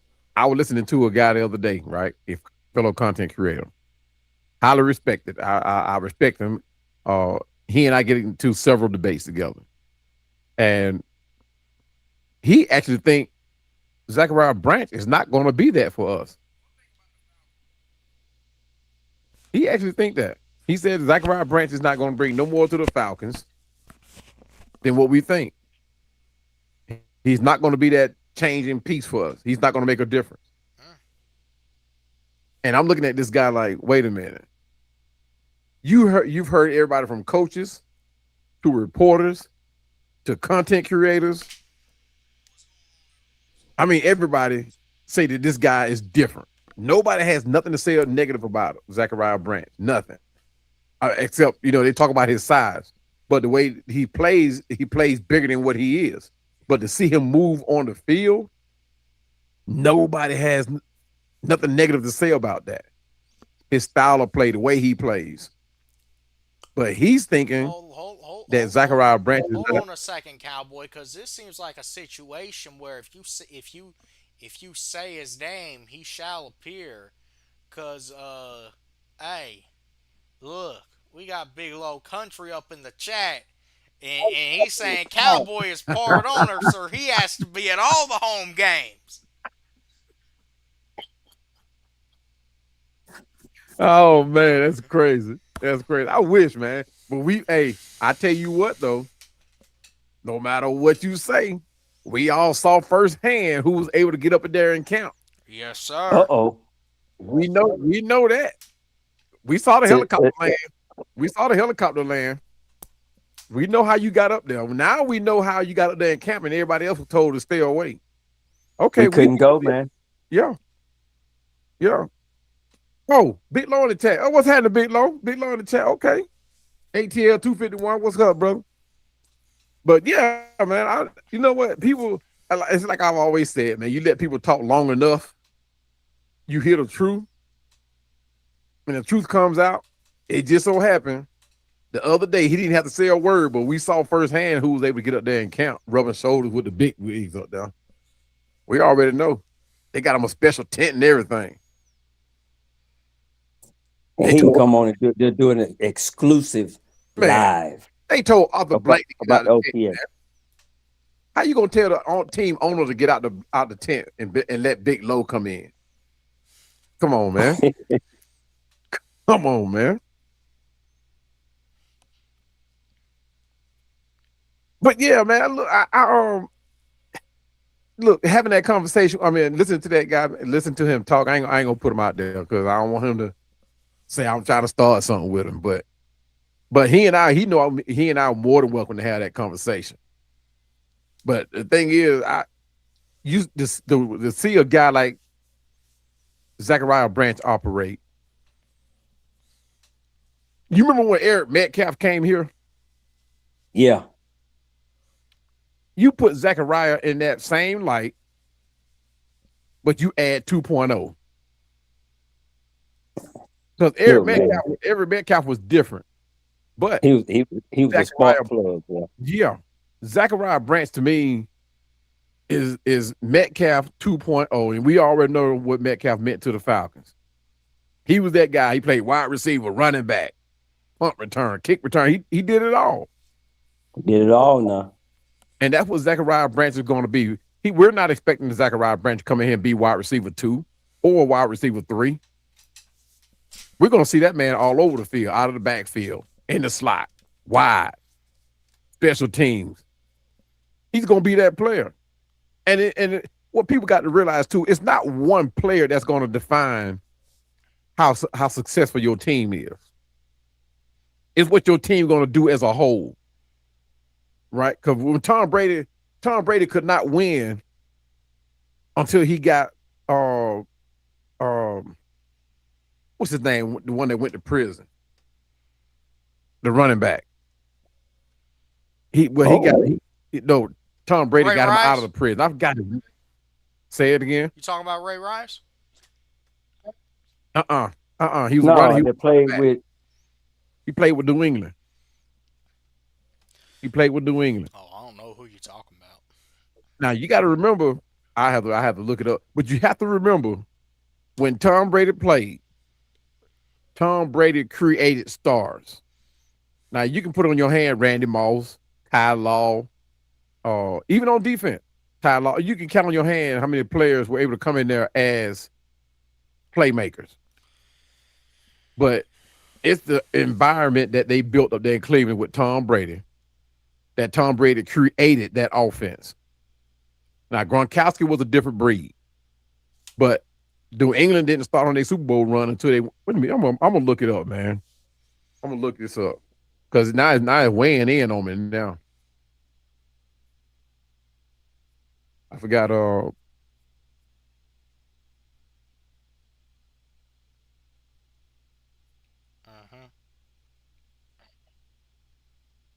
You're gonna have to weigh in on him. Let's see. Hey, I can get his name. Gotta get it straight. But I ain't done my drop yet. Look, we see who's up there.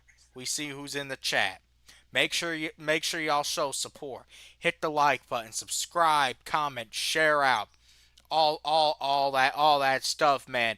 Hit up the Cash App, and as always, the link is there in the chat. Hit that link. Hit that link. I see Georgia Texas boy talking about getting that Manning kid if things don't work out. Hold on. I should know more about that kid. Georgia Texas boy talking about that. I thought we were supposed to win 15 games. I thought we were Hey supposed to man, win 15 games. Chandler, don't be a bad fan now. We were just making a prediction, man. He was just giving his point of view, buddy. That's all he did, and he gave reasons why. And he gave reasons why. So I'm gonna go with him to now. Now, if we stink it up now, I'm gonna say, Dad, Georgia Texas boy, that new era ain't as new as it started out to You be. going look, man. You're gonna have to ship over. You're gonna have to ship over what's on them cactuses over there. Yeah, yeah, they boiling that cactus juice out there. Y'all hit the link. Come over there. But yeah, man, we man, I want one thing about it now with these games that we got. Like, what's the first four games? Let's break it down. Let's see. Pittsburgh. What, Hey, if what, three out of the first four are on the road. At Pittsburgh, home versus Carolina. At Green Bay on Thursday night. At New Orleans on Monday night. we could easily be checked out by then if we still do the same things fan wise as we normally do. There's a If non-zero you know what chance I we. mean. There's a Hey, non-zero chance we could be 0-4. oh no, no, no, no. We ain't not doing that. Oh, I, ho- We're not doing I that. hope not. I hope That's not. not. Let's not get crazy in that channel. Lawrence Well, Phillip. Chandler think that historically we always play bad in Pittsburgh, so this may be a repeat. Well, like But hey, y'all you talk gotta about it. remember this right Y'all here. talk about a new era. Look, we gonna see if it's a new era week 1. If we're able to win in Pittsburgh or not. If we're able to win in Pittsburgh, I'll buy We, in. I'll buy into the new era. look, man, we not gonna look, man. Pittsburgh kicked field goals on us, man. And they still won. That's Yep. yeah, they kick field goals on us, and that right there, that's probably as sad as it can get. Really, it's about sad as it can get. So, with that being said, I don't anticipate that being a problem with this coaching staff that we got. And I'm just talking about from just being competent. I don't even see that happening. Mm, I'm not saying what we're gonna do and what we're not gonna do, but I'm saying that I think the personnel and the office that we got up front, we're gonna be more prepared than that, even coming off of preseason. Watch how our preseason go. That's gonna tell you a lot about how the coaches move. I watch the coaches board and I watch just the individual players. I watch how the coaches move, how they interact with the players, how they instruct. Do they get the best out of their players, even the ones that don't make the team? Are they getting the best out of those guys? You know, are we going to have to release some guys that we say, Dad, why did we let that guy go? right. He played so well. A lot of that has to do with coaching. Yeah. You get the best out of these players and you allow them to audition for other teams because that's what they're doing in preseason. They're auditioning for other teams in case they don't make the Falcons. And a lot of time, just like let's just say like the running back room and the wide receiver room, man, it's a lot of players gonna be, man, they're gonna be showing out because they like, man, I'm 5 on the list. I might not make it. So I got to look good for another team. That's why Tampa Bay came and got Stipp from us. That dude, he auditioned. He did good enough to go down to Tampa Bay Right. when Mike Evans left. So that's what it is. So I'm gonna be watching that. I'm gonna be watching how those coaches are moving. How they got them, how they organize. How they got the players looking. I know the plays are going to be vanilla, so to speak. But how do they set them up? How are they running the plays? One play should complement the next play, in my opinion. But I coached with the city, but that's how I used to do. One play set up another play. Right. That's how I used to call my offense. If you showed me you were weak on this play I just ran, oh yeah, I got something for you on the next couple of plays. But of course, that's not professional. Right. All of these guys are good. They're smart. They're athletic, but you still have to have a regiment of plays based off of what the defense gives you. You know, so that's what I'm gonna be looking for in the preseason, and that's gonna give me a lot of um, confidence with my optimism. I'm So my optimism stays crazy anyway, right? But when it comes to like the expectations of this year's team, I'm all in. If I had to put my money on it, I'm all in. It's no question. Now, people might say, "Well, that's crazy. That's kind of crazy. We haven't played no games yet." Yeah, but in the past, you know when your team is going to be competitive. Realistically, you know if you're going to be able to come in and at least get to the playoffs. We weren't always talking about playoffs with the rest of the teams. You know, prior to Raheem, we weren't talking about playoffs. But you know on paper how your team look. A lot of times we look better on paper than we actually played. But under Raheem, we just knew that like, yeah, it's playoff time. This season, yeah, we know like it's playoff time. But it's gonna come down to whether or not Stefanski can put together that chemistry he need to do that for this team. Because again, we look great on paper. We look awesome on paper, even with all the free agency players we brought in. Because I think it's like maybe it's only a handful of players here who's been here longer than 3 to 5 years. Who's been with Atlanta, not in the league, but who's been with Atlanta. So, and that includes the linemen. So now you got to say, okay, can Stefanski actually do it? Now I got a show that's coming up that I'm going to address, Stefanski and the coaching staff and the players, and what could this possibly bring if it's done right. But it's all going to come down to the shoulders of Kevin Stefanski. I was going to say Steve Stefanski, but Kevin Stefanski. Now, here's the other question that go along with that. How long are we going to give Kevin Stefanski?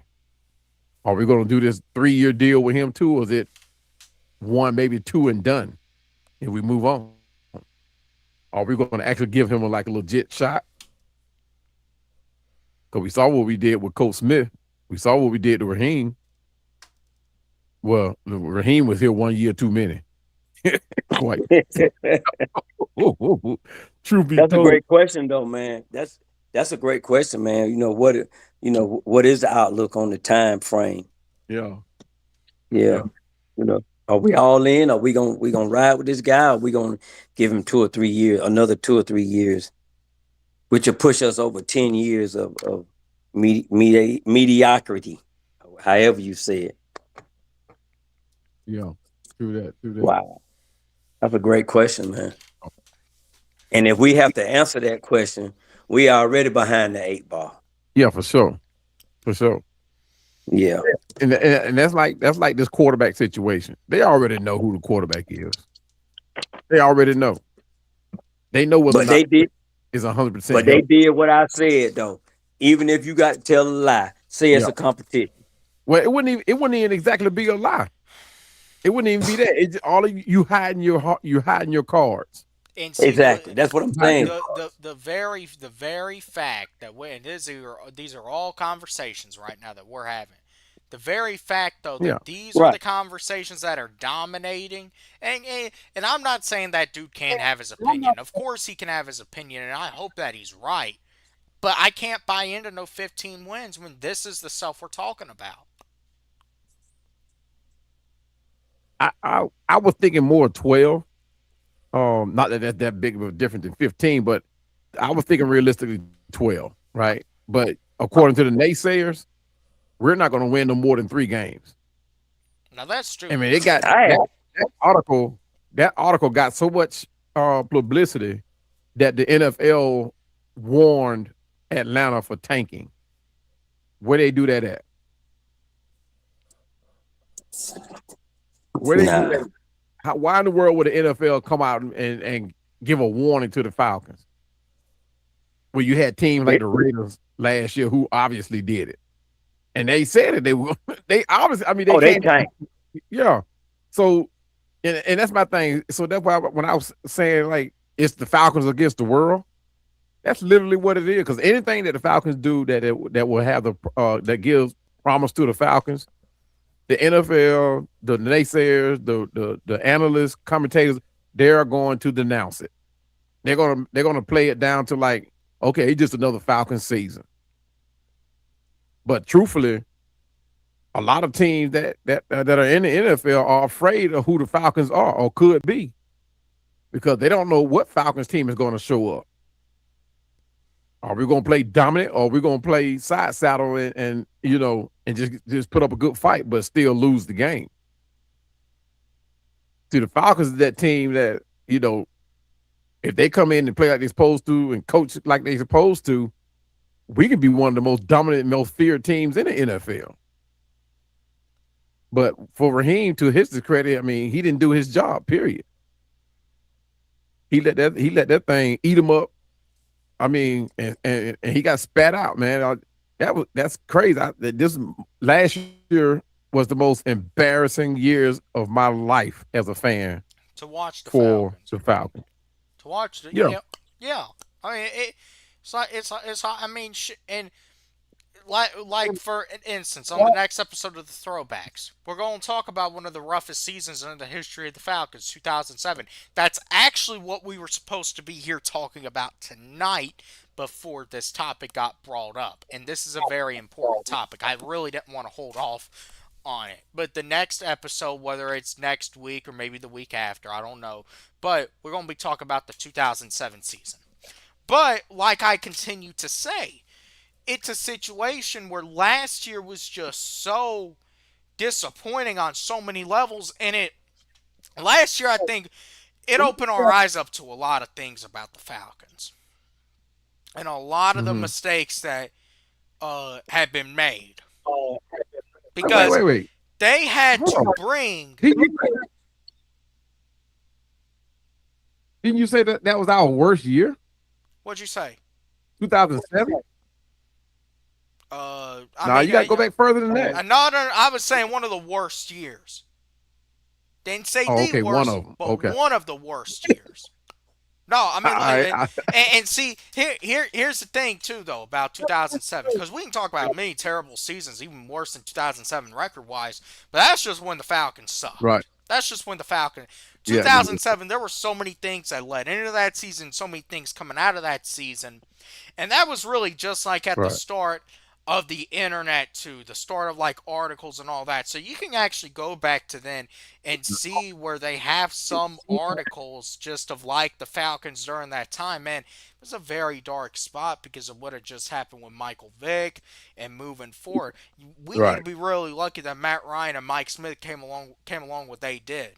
But look, Yeah. last year broke a lot of the shields that had kind of been covering the Falcons. They just it Mm-hmm. broke last year. You know how? Because the ownership was exposed themselves as so clueless to what was going on. They had to bring a consulting firm in to do the job for them Yeah. and tell them what was wrong. Yeah. Right. Right. Well, they knew what was wrong. The problem what they were having to do is find out how to fix it. How to fix it. They knew what was wrong, how to fix it. And Well, the very obvious reason, and even in the course of business, and Big Low know about this because he got all the businesses in the world. But even in the course of business, when you know there's a problem, whether it be a lack of production, or lack of efficiency, leadership, you bring in people who will find those answers for you according to the numbers. And the Falcons couldn't do that with using Rich McKay. They couldn't do that using Terry Fontenot because they were the part of the problem. So you got to bring in people from the outside Arthur Blank couldn't rely on himself because he's not a football minded. He's not the numbers guy. He's just the money guy. He's a business guy. So he had to bring in he had to hire some help. People who can look into the numbers, who can look into the production, who can look into the leadership, and then make a logical, assessment and say, okay, this is the only logical way we need to do this. And to clean house was the way to do it, especially with the amount of money that we were paying out.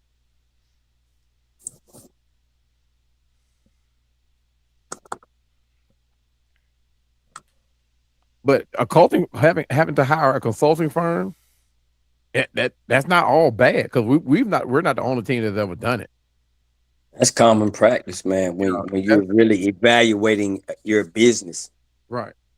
It's just like going to the doctor, to a specialist. Yeah. Instead of going to your primary care doctor, you going to a specialist. Right. Say, man, why my elbow hurt when I do that? Right. And they're gonna tell you, don't do that. Shoot. Yep. Do something else. Yeah, facts. Yep. So, and that's what he did. That's all he did. He just went to a specialist. Yeah. And they probably told him some things he didn't want to hear. Yeah, I'm sure he did. I'm sure they did. That's what it's supposed to be like. And getting rid of a guy you don't pay. Yeah. Because I'm pretty sure he like the idea of getting rid of Terry Fontenot. Oh yeah, they probably told him, said, look now, based off, and they probably gave him a written report and everything, man. Say, look, this is what you got. This is what your boy had done. This is what he did. He done made you a lot of money. Yeah. But this with you trying to evaluate the team, and this is what you need to do. Right. Yep. So you got to. Hey man, you think it'll hurt if we bring Matt Ryan in? Hey man, you better not bring him in and take Rich McKay's place. You better come up with a new position for him. Hey, Matt Ryan was probably the best decision he made as a whole. That probably was the best according to the franchise, the best decision he ever made. But that Matt Ryan keeps the culture, he keeps the locker room, he keeps the accountability with the coaches and coaching staff. So Matt Ryan is a link. You know what I mean? And not he can go in all the rooms. Yeah. He got a key to all the doors in the building. So he just like the janitor. He got all the keys. Right. And truth be told, I don't know if it's like this or not, but I don't think there's a decision that can be made without Matt Ryan being aware of it. That's why they got him. That's why they didn't put no nothing behind football. Yeah. President of football. Yeah, exactly. That's a very strategic title. Yeah. And it's probably, and if I'm not mistaken, that's the only one in NFL. We're the only team that got a president of football. Like you said, they created that position for him. Yeah. They probably told him, what was Rich McKay's job? What was his title? He was the what was he? I'm trying to say CEO, but he wasn't the CEO. I think he was the CEO. Actually, he was the president and CEO. Yeah, he was the president. Because what's his name was the CEO? What his name? Michael. What's that guy's name? You talking about Greg Beatles? Greg Beatles. Why I want to call him Michael? Yeah, Greg Beatles. And they probably told him, yeah, you can hire Matt Ryan, but you better not. You can't hire him under that title. Yeah. So you need to get him in here, and being in corporate for as many years as I have, I've seen those type of project title. You know what I'm talking about, cowboy. Yeah, for sure. They promote a guy on the floor and they give some type of title to it and say it's a project, special projects. Mm-hmm. Yeah. Flash, whatever. And you be like, you looking at them side eye, like, yeah, okay. Yeah. All right. Yeah. All along, they're breeding that man to take over football player. Football president of football operations. Right. Yeah. So that's all it is, man. I've seen it. That's why I was like, well, his resume to take that spot wasn't there. But I always said he knows the Falcons, right, and he knows football, right. So and with that title, he has a solid resume. Facts. For the president of football. Yep, You know. absolutely. Yep. So I couldn't beat that dead horse anymore. Yeah. Absolutely. So he been Cowboy kind of quiet too. Is mini camp over after this week? How many they get? Three practices, and then they I open up think mini camp, or two practices. They mini got a camp mandatory thing coming up. mandatory mini camp. I think is like 2 or 3 practices. No, one of them is longer. I think mini camp is longer, and OTAs is over. Oh shit! June 16th to the 18th is mandatory mini camp. Yeah, June 16th through when? To the 18th. Shoot, I But guess we'll that's see. just one camp though. I guess we'll see if JPJ shows up this week. Whether he shows up or not probably will tell us a lot about his status. Man, look, if and I'm praying that it's all it works out this way. If he comes back after about maybe 3, 4 games, I think it's going to be at least 6. But if he comes back after 3 and 4 games, the NFC is in trouble. You're going to be talking about, well, he should come back. Probably one of the most pissed off, people, players in National Football League. Hey, look, He should. look. If y'all gotta suspend him 4 games, suspend him 4 games. I want him back for that Yeah. Baltimore game. I'll be saying, man, Ooh, wait. I need him Baltimore back. game week what? Week 5. Week week 5. Mm. I tell him I need him back for that. It's iffy to say. It's iffy to say. I need him back for that Baltimore game. That Yeah, because at first I was like, they're going to suspend that man all the way up until to the bye week. And I said that. Because of what they did to Ezekiel Elliott. Because Ezekiel didn't even get convicted. He didn't get convicted, and he didn't get nothing. I mean, did nothing happen to him, and he had almost the same charges. Actually, JPJ's charges were worse. So, and Ezekiel got 6 game suspension.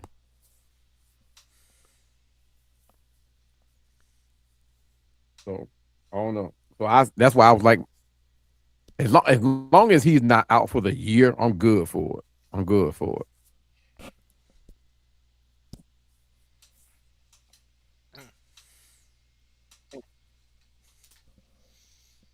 Shoot, any of y'all watching this fight right now?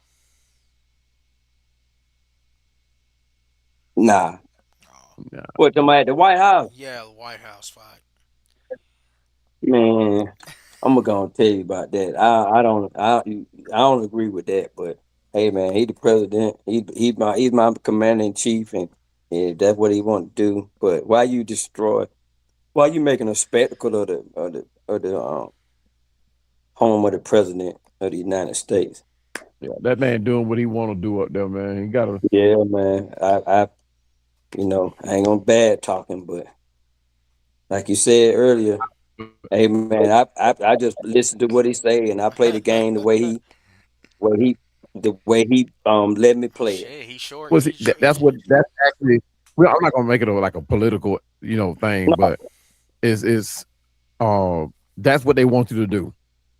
The stuff that we need to hear come out of his mouth, a lot of the stuff we're not even paying attention to. He kind of slick doing it, yeah, and he's probably the best I ever see doing it. To be honest with you, Shoot, but man. that's why hey, when it's he, the hype. He got control over them yeah, markets now. yeah, Shoot, you watching the that part, market? If you're into the markets, the stock market or crypto or any of that, he knows how to control them markets. He say something, we got a piece yeah, still. Shit, them markets will yeah, fly up. Hey, me and my financial advisor got into it early on with when Trump was talking about the tariff thing, right? mm-hmm, And he controlling my portfolio, and I lost a nice little chunk sum of money, right? right, And I called him. I said, "Hey, man, what's happening?" I said, "You guys supposed to you guys would have had your ear to the ground. It's Yeah. like, well, we don't really know what how he was gonna do that tariff thing. I said, you thought he was lying? Right. Right. Like that dude do not bluff. He do not lie. When Yeah. he tell you something out of his mouth, that's what he intend on doing it. Yeah. I said, so we need to pay attention to what this guy says, and then we need to move this money around accordingly. Right. That's what we need to do. Right. And I Yeah. said, I'm not trying to tell you how to do your job, but I'm telling you how not to do that thing. And if that man say he going to the left Yeah. to get him some toilet paper, Yeah. you better be investing in some toilet paper. That's what you need to be investing in. Right. If they got, hey, if this dude saying, hey, man, shoot, man, we finna do something about the water rights in Arizona. We gonna flood Arizona. Man, you better be right. You better be buying some water. That's all I'm gonna Man, tell you. shoot, Cause that dude ain't gonna lie to you, and he ain't gonna tell you nothing crazy. Yeah. It might sound crazy, but he telling you what's going on. man, Yeah. shoot. I'm gonna tell y'all right now, He ain't hiding it. because look, everyone's Hey, give talking me a minute, about y'all. how he's, Be right back. obviously all the money he's making off his brands and stuff, and all that. But people don't realize, man, shoot, y'all not paying attention to the markets, and y'all letting him make extra money under y'all's nose is what I'm thinking. Shoot, Oh well, it's a heist anyway. But I ain't gonna get too far in there. I just think it's a heist anyway. So, you know, man, he don't care, at the end of the day, the pockets are getting lined up, and that's what it's about. So, man. Oh, let's check this chat. Make sure y'all like and subscribe, comment, share out all that stuff, man. All that stuff. We got 11 people watching. We got 11 people watching. Y'all hit that link. Y'all hit the cash app up. We're trying to get rich like Donald Trump up in here. Y'all hit that cash app up. I got the OG3 Dirty up in here. Got Cowboy up in here. Y'all know who I am. Hit that link. Subscribe, comment, share out, cash app, all that. Sunday Night Live.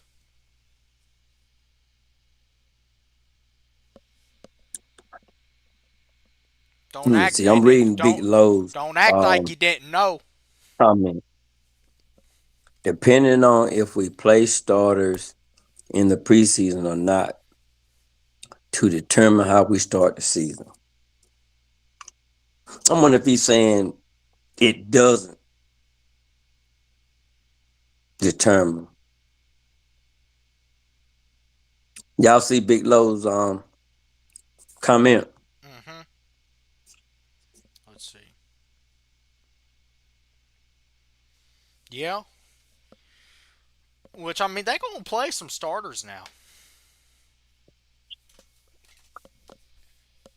Well, I'm not saying that, and I'm not. I'm maybe I'm misreading it. And I can read reading. I can't read writing. So I might be looking at it wrong. But all I'm saying is, as far as if they're playing, if they play some of the starters in the preseason and they call the plays, I'm just gonna watch how they develop. Just I'm gonna always remember that it's vanilla, and that's gonna tell me from my eye test, pun intended, um, of how Reese and Stefanski is going to be running that offense. I'm not really worrying about defense, to be honest about it. I think they probably need to play some of the guys that they brought in, give them some reps. But overall, I'm not even worried about Obert in that defense. I'm worried about the offense and the special teams. What I'm concerned about, I just want to see some things. That's why I said, yeah, on the kickoff return, I would put me a running back there. That's what I would do. But that's just me. So,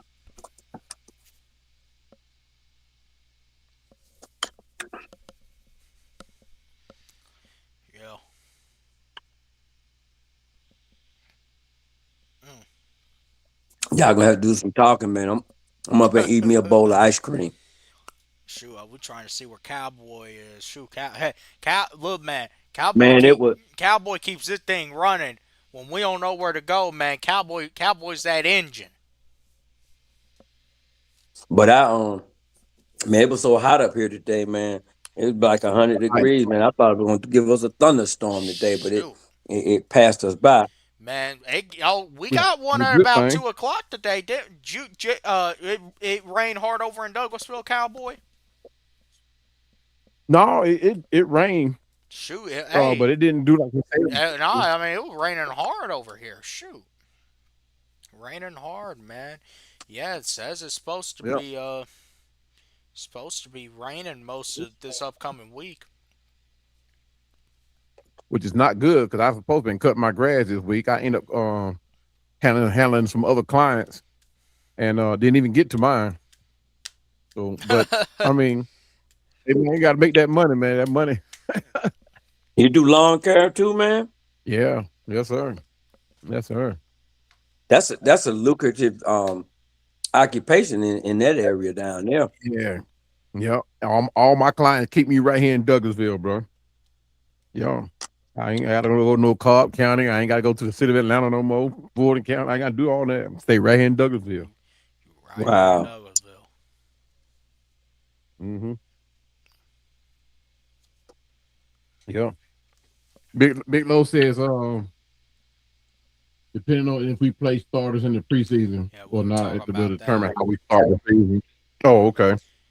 Yeah. Yeah, man. What do you get from that statement? I just want to make sure I'm not reading it wrong. Look, we gotta play these guys in the preseason. All this. I'm not gonna say it's baby in them, but we trying to prevent injuries. Injuries are gonna happen at any time, at any moment, anywhere. But we to get our bodies. Those of us who play football, we know this. You got to get your body acclimated to playing football.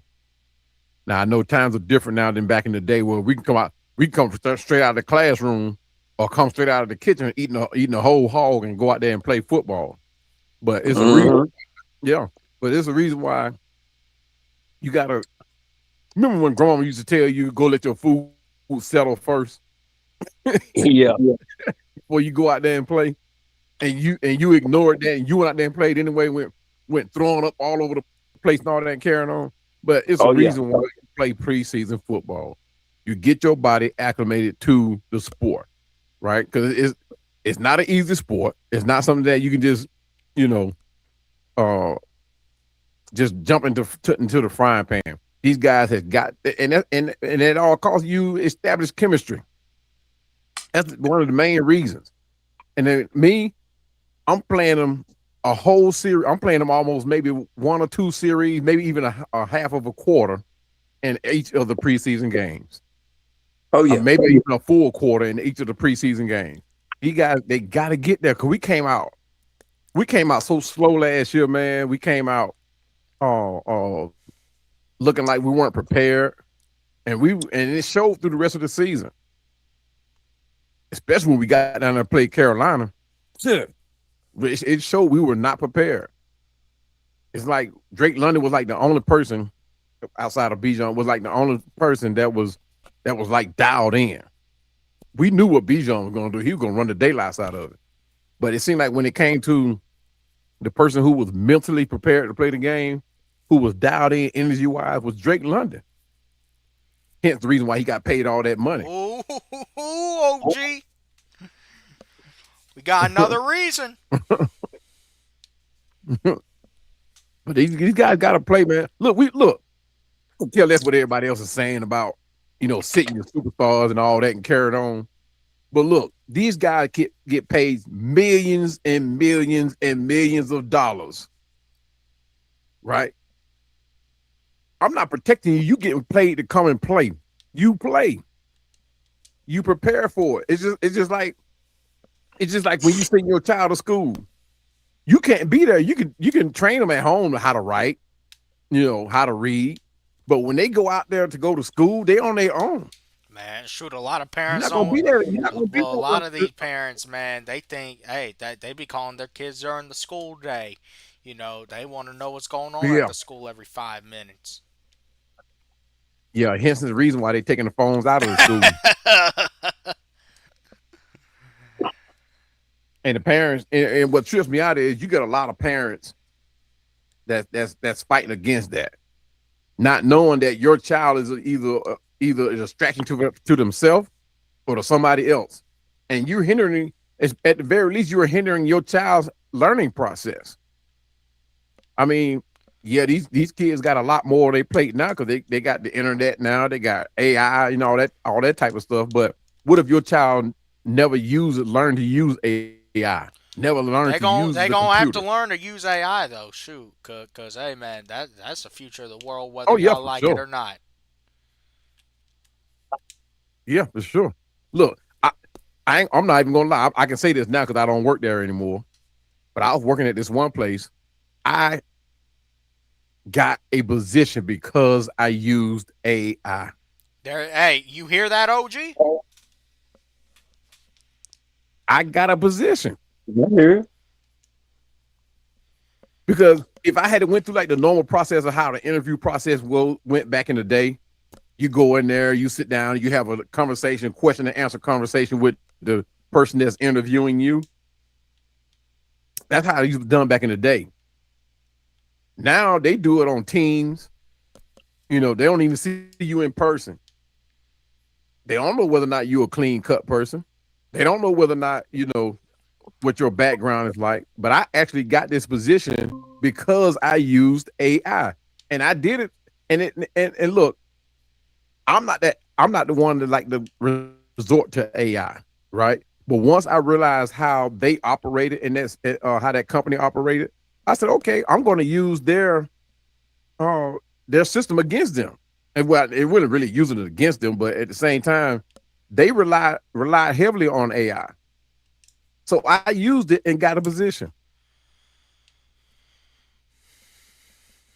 It's like I'm saying, man. AI is the So future AI of the. is not all bad. Hey, whether y'all like it or not, it's the future. It's how you make money. And Yeah, man, like look now, like okay, for instance, lawn care. That's something that AI is never going to replace the actual job. Now, AI can enhance how you promote your lawn care business. It can absolutely do that. oh yeah, for That's what sure. I've been trying to Yeah, research recently. But man, yeah, AI, like there's some jobs, man. HVAC's one of them. Cosmetology, all the jobs you go to trade school for, which is why I say, man, if you really hate AI that much, just go to trade school. It ain't hard to pay for.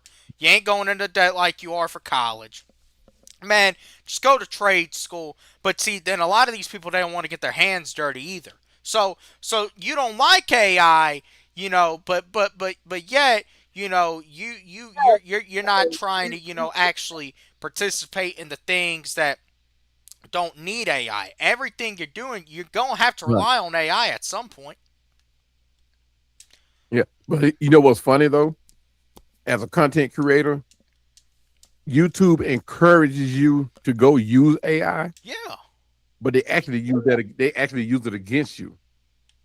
they do that So too. that's why when you see my yeah, Cause when you see YouTube, like my content, look, man, YouTube don't want to pay out all that money.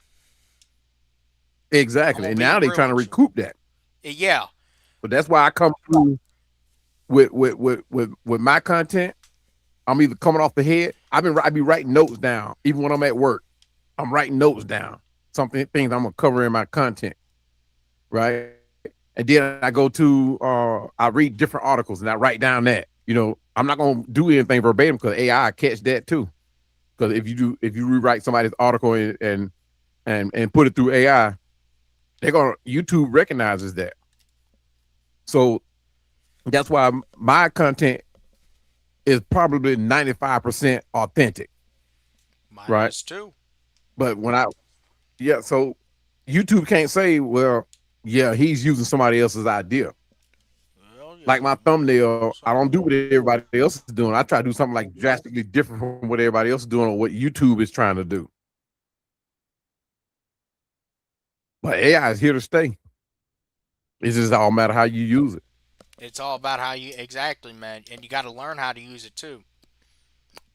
See, man, some of Use it these right, yeah. some of these younger people that are mad about AI, I'm gonna be real with you. It's because they don't know how to use it.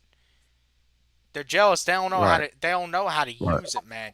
You gotta know how to use this shit. Like, hey, man, Right. you know, there's a man. Look, check this out. There's people online, man. They're making 7 figures a year, 8 figures a year. Matter of fact, all because Mm-hmm. they've mastered the Yep. concept of how to use AI successfully to not All just these for graphic. their business, but it literally is their business. Mm-hmm. And There's shoot, a neighbor of mine that's a graphic designer. He graduated as a graphic designer. Couldn't find work nowhere doing it the way they normally do it. But then AI came about. The guy is the guy is crazy good. And what he's getting paid for is his authentic imagination. Because now, I mean, even AI has changed how graphic designers, you know, how they work. So AI has enhanced him pretty much. So now, not only is he working for a company, he is his company, and he sells himself out to a variety of companies and getting paid that way. He freelances, so he's at home all day, every day when he wants to, leaves and go on vacation and all that when he wants to. And that, I mean, if you're gonna do it, make it work for you. But AI is here to stay, man. It's all about how you use it.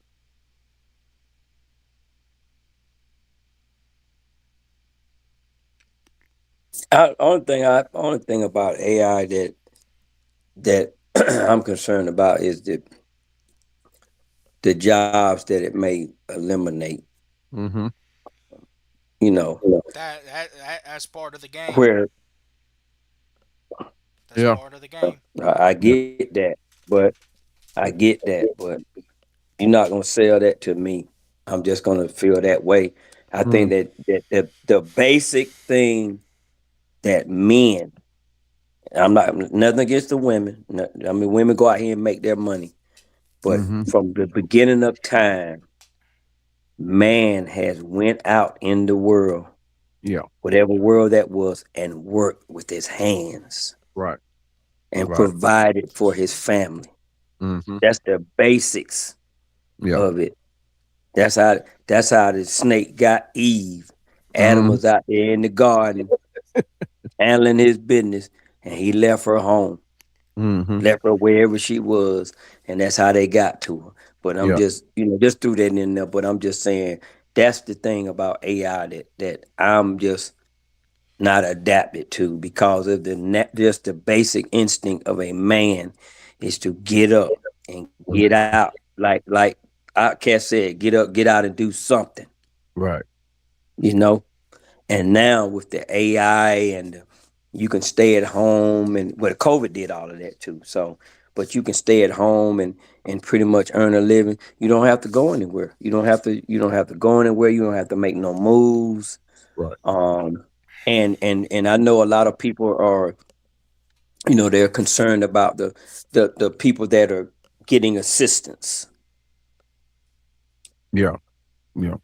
They Well, made it easier for them because now they don't have to get out and do nothing. Right. You Right. know, they can stay in and still stay in and still make moves. Right. Right.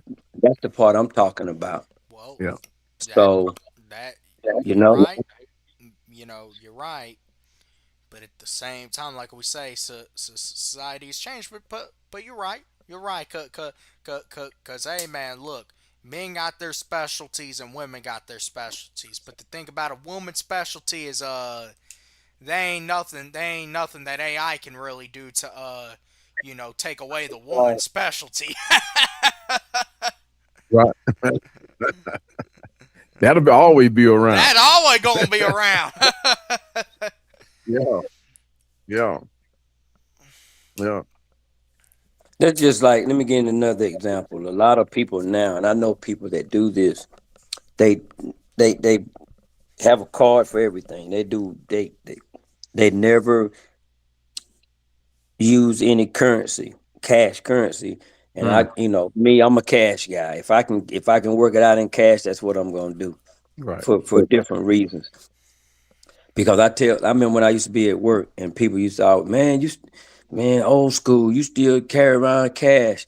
And Hmm. and and and then when in the break areas they had it where that you could use the card. Yeah. You could use your card to get. I said, now what's gonna happen when these machines for some reason Hmm. will not take your card? What are you gonna do? Right. Man, that ain't gonna happen. And one day it happened. Mm, Something went wrong in the plant in the break area, and nobody and they wouldn't accept any cards. yeah. And I'm sitting over there, and I'm playing with them though. But I'm just counting money and putting it on the table. You're messing with I them. said, yeah, I'm messing with them. I said, but here go the deal now. I know y'all want to get you a soda and a honey bun or whatever, but Right. how you gonna pay me back? Uh-oh. They go to come up. Hello, They go how to you come gonna up. pay me? Come see me. How Two, y'all gonna pay me? two get you five. Two get you To five. get you back. Hello. But I that's say, yeah, you got to thinking. come see me. That's smart thinking. Yeah, Yeah, you gotta think on your feet. yeah. I Yeah. told him. I said, I try to tell y'all, man, Hmm. don't have your eggs in one basket. Yeah. Fact. That's what they did. Everybody tapping. They tapping. I'm I have putting the about money in. maybe 10 clients.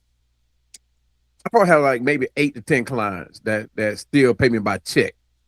I mean a literal check. And but these That, that, these that's clients lovely.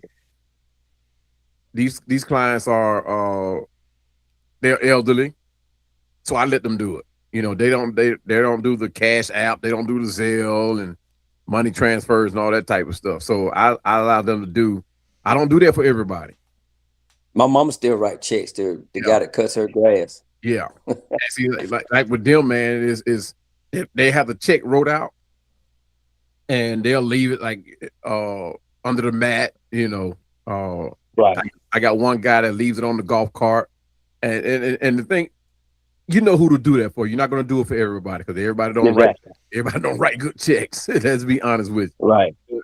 Most of my clients on the day that I'm there, I pull up, they see me on the ring cam, and before I even get my mower off the trailer, man, is I can hear the cash register chime on my phone. Cha-ching. That's the kind of relationship I got with a lot of my clients. Or Right.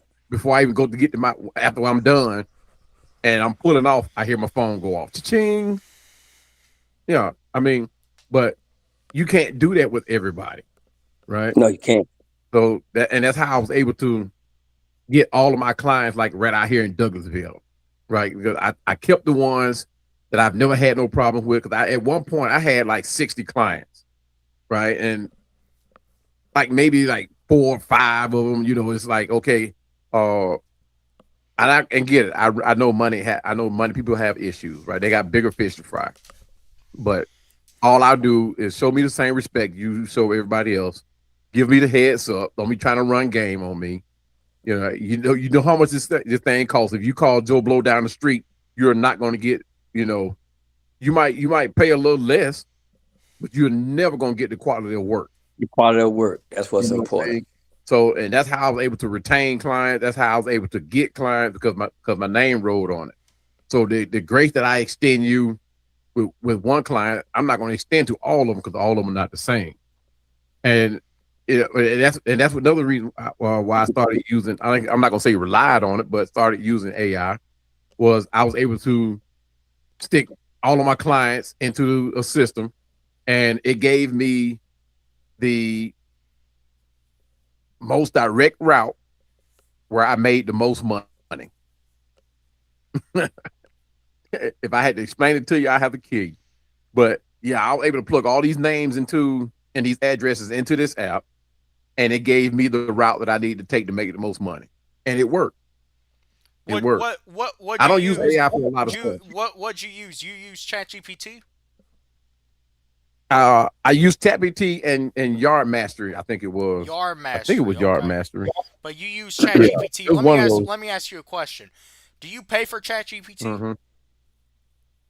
I don't. No, I don't pay. I stay on the free. Okay. All right. I stay on. Yeah. So, Yeah. so are you saying that it tells you which yards to cut and when to cut them? It goes by address, right? Because Right. And you it know, tells you a route where you don't like you make the less movement right? to get maximum results. Exactly. Wow. Exactly. And see, and what I did is the address and the amount that they're paying me, and I think I had to put in the mileage too, but it did the mileage thing by itself on the app. So it, and I was able. I mean, it worked. I mean, I tried it out, and it worked. It worked. But I don't rely on AI. But if it's something that can help my business, yeah, of course, I'm a test. I'm gonna at least test it out. If it works, it works. If not, I let it go. But I try not to pay for no apps. If it has a free version, I'm gonna try to use that to the fullest before I even start. I think StreamYard is probably the most expensive and probably the most used paying app that I use. Of course, they do have a free one, but it's kind of limited. If they don't straight up they act, they might get booted. Everybody's having an issue with AI right not AI with StreamYard right now. I don't know what the problem is. Oh, I've been having issue with StreamYard for nearly a year. I done told y'all that. That's why we doing it how we Yeah. do it, That's and we just fine yeah, doing that's it. I'm gonna be honest. I'm just fine doing it this way. I mean, it did disconnect a few yeah. times, so that's on. That's really kind of on my internet. That ain't on Google Meet. Shit. Yeah. Shoot. I think I may just start hitting that live button and go and go live with it on YouTube. Look, I'm, I'm if you're not dropping the link, and letting people in, that might be the way to go. yeah, yeah, yeah. I don't know. I don't know. AI is not has its benefits, it has its flaws too. So it can work for you, it can count against you.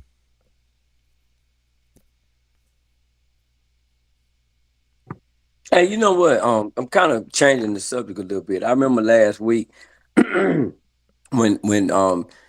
Big Low was talking to you about how you guys practice, how the receivers practiced the drills, with the defense. Hmm.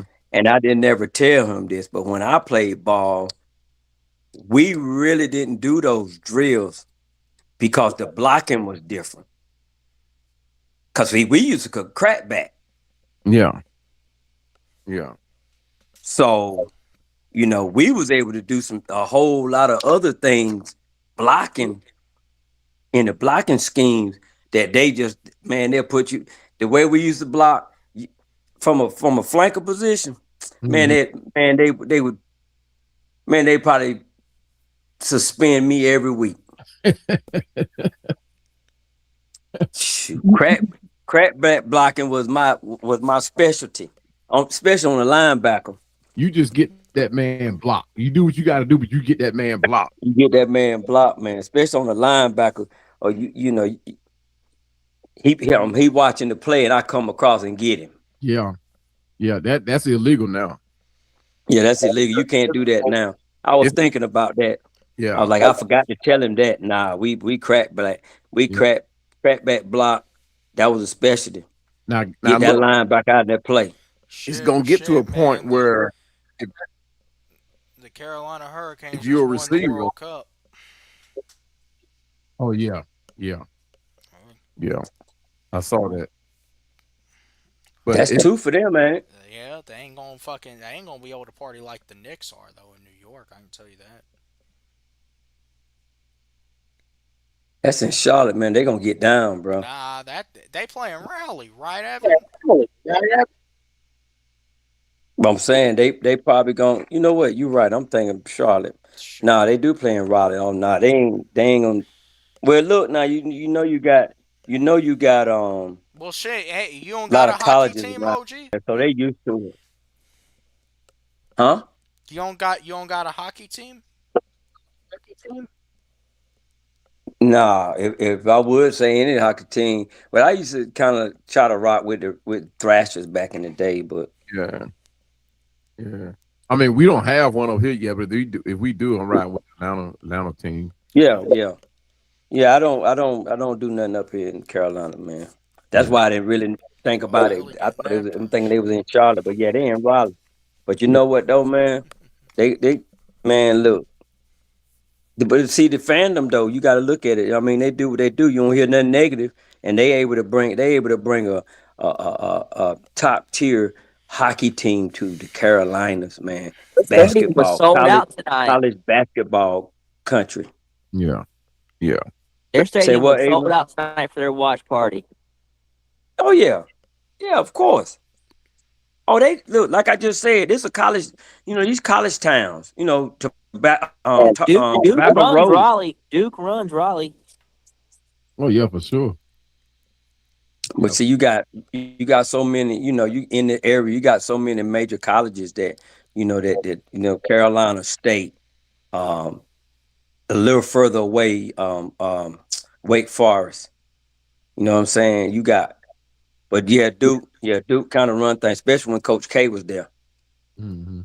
Yeah, when Coach K was there, you had Coach K, you had Dean Smith, and you had what's my man name? Wow, Coach V. Jim Valvano. Yeah, Alabama. Valvano. Yeah, Coach V, man. Them was some good times, man. Yeah, Them, And just think about these Carolina Hurricanes. This is a small market team now. They're not oh in a yeah. big major city. No. But shout out to my boy Petey Pablo. Petey, Pablo. he got the I song want to for him. raise up. Yeah, man. You're raised up, He's up. Yeah, twist around your head like a helicopter, man. Yeah, Petey Pablo. So Yeah, man, that shit yeah, they goes ain't even hard. hyping them boys up in North Carolina. Mm, I am. And they done brought another cup. That's crazy. yeah. Yo. Hey, Evan, did you hear us a couple minutes ago? We were talking about AI. How Cowboys using AI for his business. Yeah.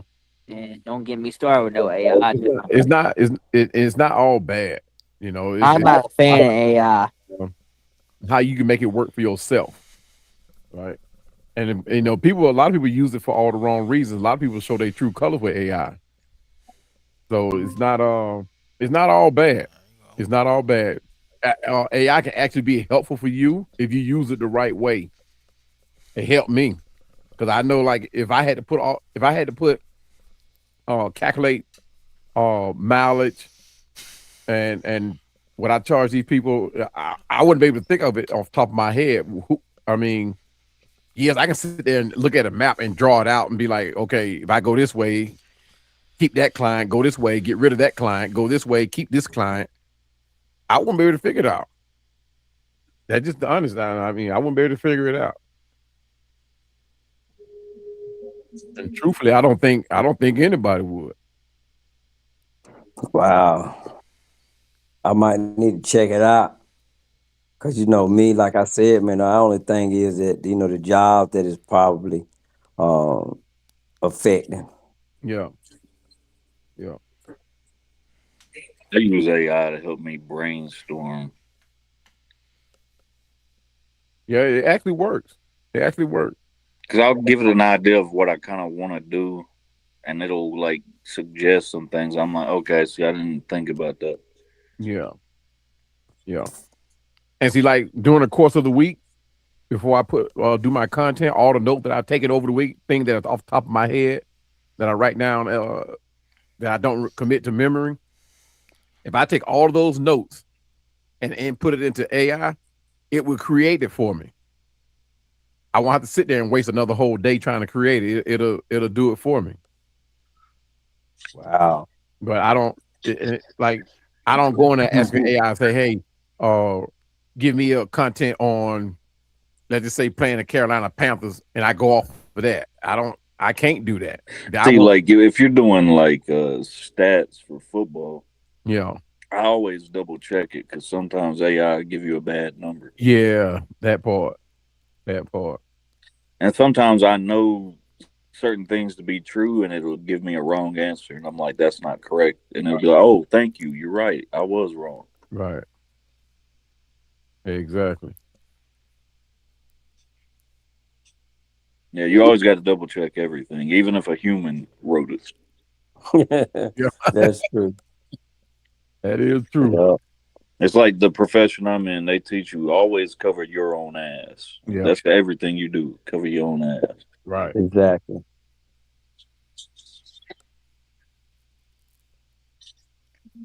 So Always Evan, fact check, why you double not a check, all that. Yeah. I was asking Evan, he's a young cat. Why he don't like AI? It's just making our generation, I mean, just lazier and dumber, honestly. Yeah, Mm. there Okay. are a lot of Well, you got to AI think though. thumbnails on I'm in YouTube college, all now. right.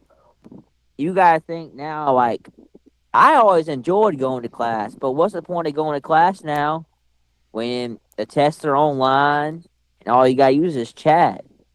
Yeah.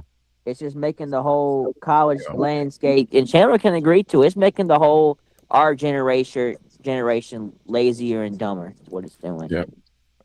And here's another thing too. You know how back in the back when we were I don't know back in my when I was in school, let me put it like that. If you were assigned a research paper or a term paper or whatever, teachers would know or professors would know whether or not you plagiarized. Hmm. Like now, they don't know where you're getting your information from because we used to have to go like straight into the computer. I mean, to either a hard copy of an encyclopedia. We had to go to the library, do some research where you had to go through the car Oh, and index. and if they found out you plagiarized something, that was an automatic F. Automatic, automatic. And at least now with this AI thing, and like I have my goddaughter, she did her paper. She got her paper returned back to her, and her professor was like, "Hey, put it in your own words." It wasn't a discredit that she used AI to do it, but the fact that she didn't put it in her own words was a discredit. And then he gave her the option of doing it over. Back in my Wow. day, you got that F and that was it. You Yeah, wrote that it. Evan keep it stepping. Yeah, Yeah. yeah, My grandson wanted to use AI to do a report, and his mother was trying to explain to him about why he needed to do it himself, and I broke it down to him. And I just like I said earlier, bro, your basic instinct is you got to get in shape. yeah. You got to know what it is to have to work Right. to get to it. He said, "But Grandpa, I already knew the answers, but Mm, I just wanted to just get it written up so I could, print it out or whatever, right?" And I was like, "Well, That's part of the problem. They just want to get right, done. Everybody's yeah." just And I trying to told him, get done. Well, that's and like a lot of people use AI to make pictures and like edits now, and I'm like, man, see, a lot of people ain't even ever gonna learn how to edit now because they'll just tell AI to do it. And yeah, like, dude, I spent years learning how to edit when I first started on YouTube. right, right, yeah, but yeah, I told him, I said, man, you got to get in shape yeah, just to and put the time in. I said, you might know it, but you got to put the time in, son, yeah, and go through the steps. I said, yeah, because you know where you want to go, but you don't know how to get there. But yeah, when you're young like that too, you don't realize sometimes doing things you don't want to do, it'll benefit you later down the road because you might be in a Ex- situation you're like, oh, I've been there before. right, I know exactly Exactly. what to do, how to handle myself. That's what I would tell him. He's smart as a whip now. yeah, But I told him, I said, you can't be, I said, being smart and being lazy is not going to add up for you. right. And see, So, that's how I knew my goddaughter. That's how I knew she was dating.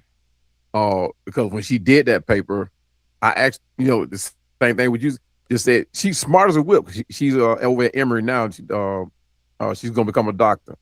And I'm like, why do you feel like you had to go to use AI? because you know it. You smarter than that. And she said, yeah, bro. Right. I said, I do know it.